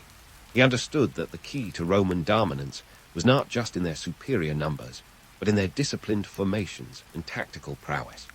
So, with a force of approximately 10,000 men, comprising the Roman 14 Gemina and Roman 20 Valeria Victrix legions, along with some auxiliaries, Suetonius made a beeline for Watling Street. This was a major Roman road, essentially an ancient superhighway that ran through the heart of Britain. It was here that he planned to make his stand. Now, let's talk strategy, because this is where the rubber meets the road, or in this case, where the sandals hit the dirt. Boudica's forces, while formidable in number, some estimates suggest up to 200,000 strong, were a mixed bag of warriors, farmers, and your garden variety Roman haters. They had spirit, no doubt about it, but lacked the cohesive training that Roman legions had honed to perfection. The Romans, despite being vastly outnumbered, had the advantage of discipline, armor, and those nifty short swords, or gladii, that were perfect for close combat. One of the myths that often gets tossed around like a hot potato is the idea that Boudica's forces were a ragtag bunch of barbarians charging wildly into battle. While there's some truth to that image, after all, they weren't exactly lining up for a chess tournament. It ignores the psychological warfare Boudica employed. She knew that spectacle and fear could be as potent as any sword. Her forces made a terrifying sight, painted bodies, wild hair, and all, designed to strike terror into the hearts of their enemies. It was shock and awe, first-century style. But Suetonius wasn't easily rattled. He chose his battleground with the precision of a chess grandmaster. Watling Street was flanked by dense forests, which meant Boudica's larger forces couldn't easily encircle the Romans. It was like funneling a river through a narrow gorge, perfect for the tight formations the Romans excelled at. Suetonius arranged his troops in a wedge formation, the Roman equivalent of huddling for warmth in a snowstorm, making it difficult for Boudica's warriors to break their ranks.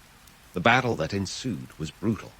Casualty figures, as with most ancient battles, are up for debate, but ancient sources claim that up to 80,000 Britons were killed compared to only 400 Romans. Whether these numbers are exaggerated Roman propaganda or not, the outcome was clear. It was a massacre. Boudica's forces, despite their numbers and fierce determination, were no match for the Roman military machine.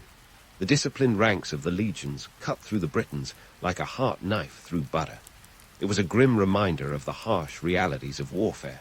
Courage and numbers can only get you so far when faced with cold, hard steel and disciplined ranks. And let's not sugarcoat it. This wasn't some romanticized battle with chivalrous knights and noble duels. It was a bloodbath, a brutal clash of wills where the stakes were as high as they come. For Boudica, it was a fight for freedom, for revenge, and for the right to live unshackled by Roman chains. For the Romans, it was a fight to maintain their grip on an empire that stretched from Britain to the Middle East. The stakes were existential, and there was no room for mercy. In the aftermath, the myths around Boudica only grew. Some say she took poison to avoid capture, a final act of defiance against her oppressors.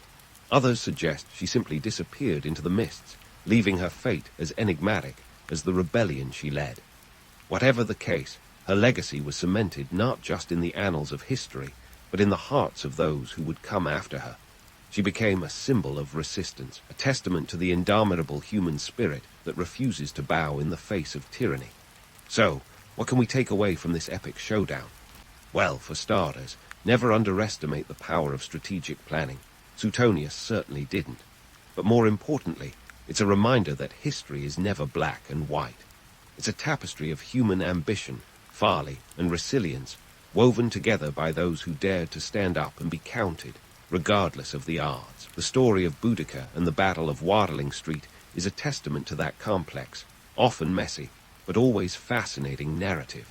And while Boudica's rebellion ultimately ended in defeat, her story was far from over. Her name, her legacy, and the lessons from her rebellion would echo through the corridors of time, shaping the future of Britain and its people. But that's a story for another day, as we continue to explore the enduring impact of the warrior queen who dared to defy an empire. As the dust settled on the bloody fields of Watling Street, the Romans, ever the pragmatists, set about the grim business of picking up the pieces and ensuring that such a rebellion would never rise again. Suetonius Paulinus, our stern-faced Roman governor, wasted no time in laying the groundwork for what he hoped would be a more stable and less fiery Britain. The Romans were nothing if not efficient, and their response was as swift as it was severe.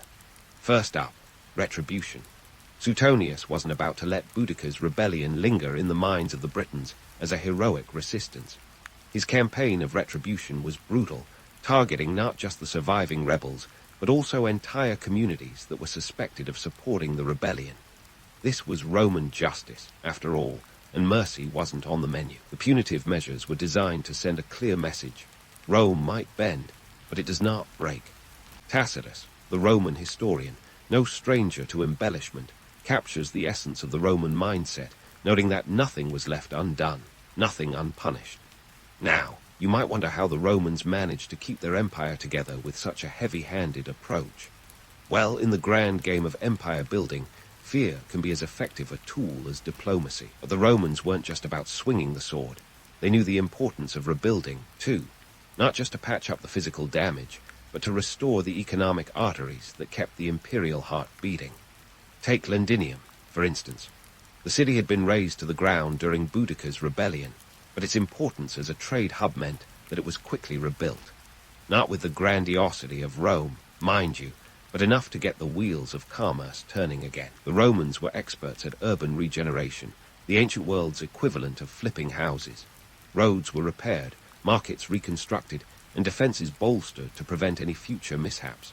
The price tag, astronomical by ancient standards, we're talking thousands of denarii, a small fortune spent on ensuring that the economic lifeline remained intact.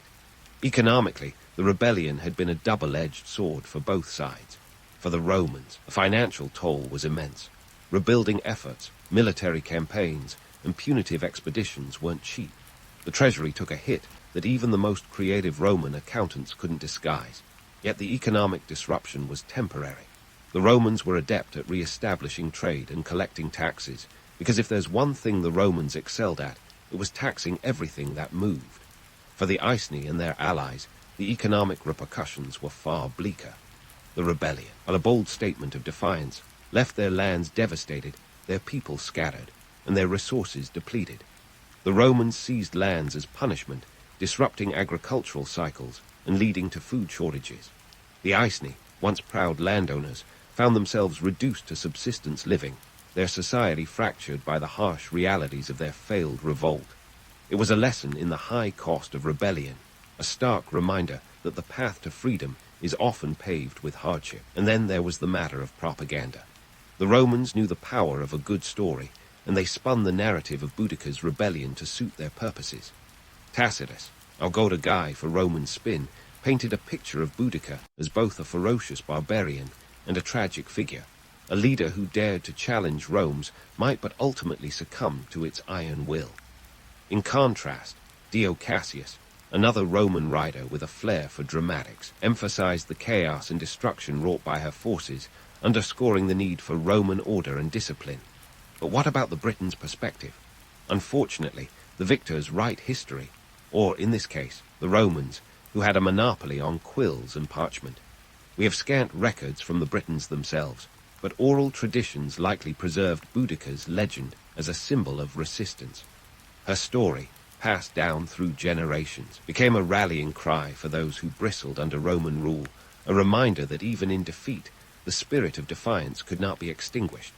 The practical repercussions of the rebellion were felt far and wide. Roman-Briton relations were strained, to say the least. The Romans, keen to avoid another Boudica-style uprising, doubled down on their efforts to Romanize the Britons.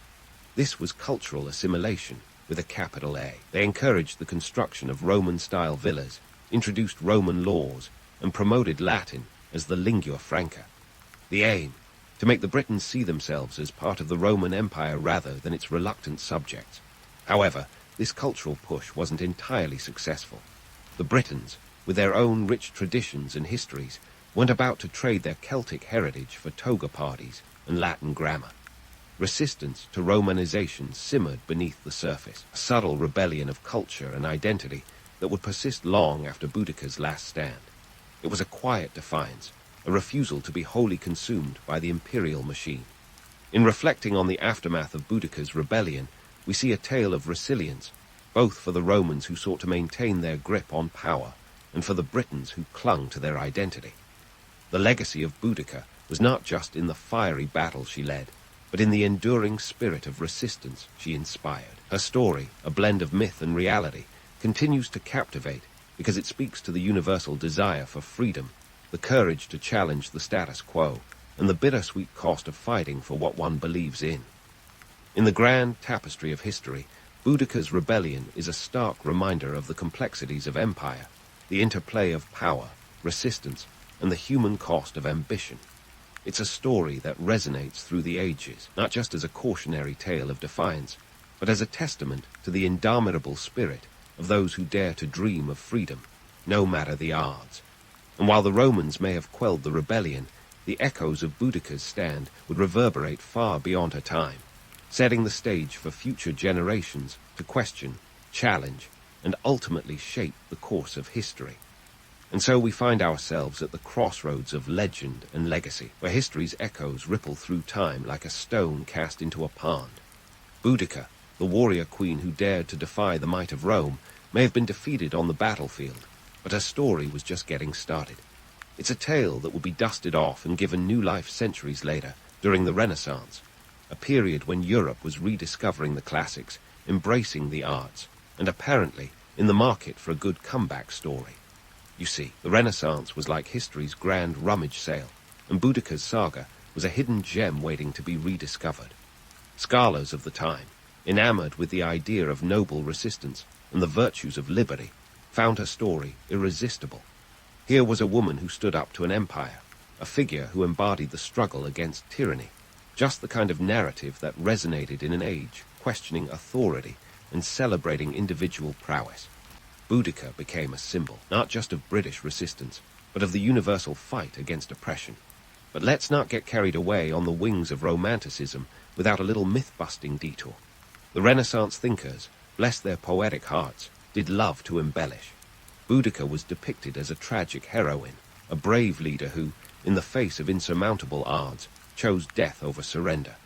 This sanitized portrayal conveniently glossed over the brutalities of her rebellion, the razing of cities, the bloodshed, the chaos. History, when given the Hollywood treatment, often loses its grittier details. Fast forward a few centuries, and Boudica's legacy was getting another facelift, this time in the Victorian era. Ah, the Victorians, with their love for grand narratives and moral lessons. They recast Boudica as a paragon of virtue and patriotism, a mother protecting her children and her people. Statues were erected, most notably the one at Westminster Bridge, depicting her in a chariot, hair flowing, a vision of indomitable spirit. It was an image that conveniently ignored the less savory aspects of her campaign, because who wants to remember the unpleasant bits when you're building a national myth? Economically speaking, investing in the myth of Boudica had its benefits. Nations, after all, thrive on shared stories and symbols. Boudica became a rallying point, a historical figure who could be brandished during times of national crisis. During both world wars, she was invoked as a symbol of British resilience and defiance against foreign invaders.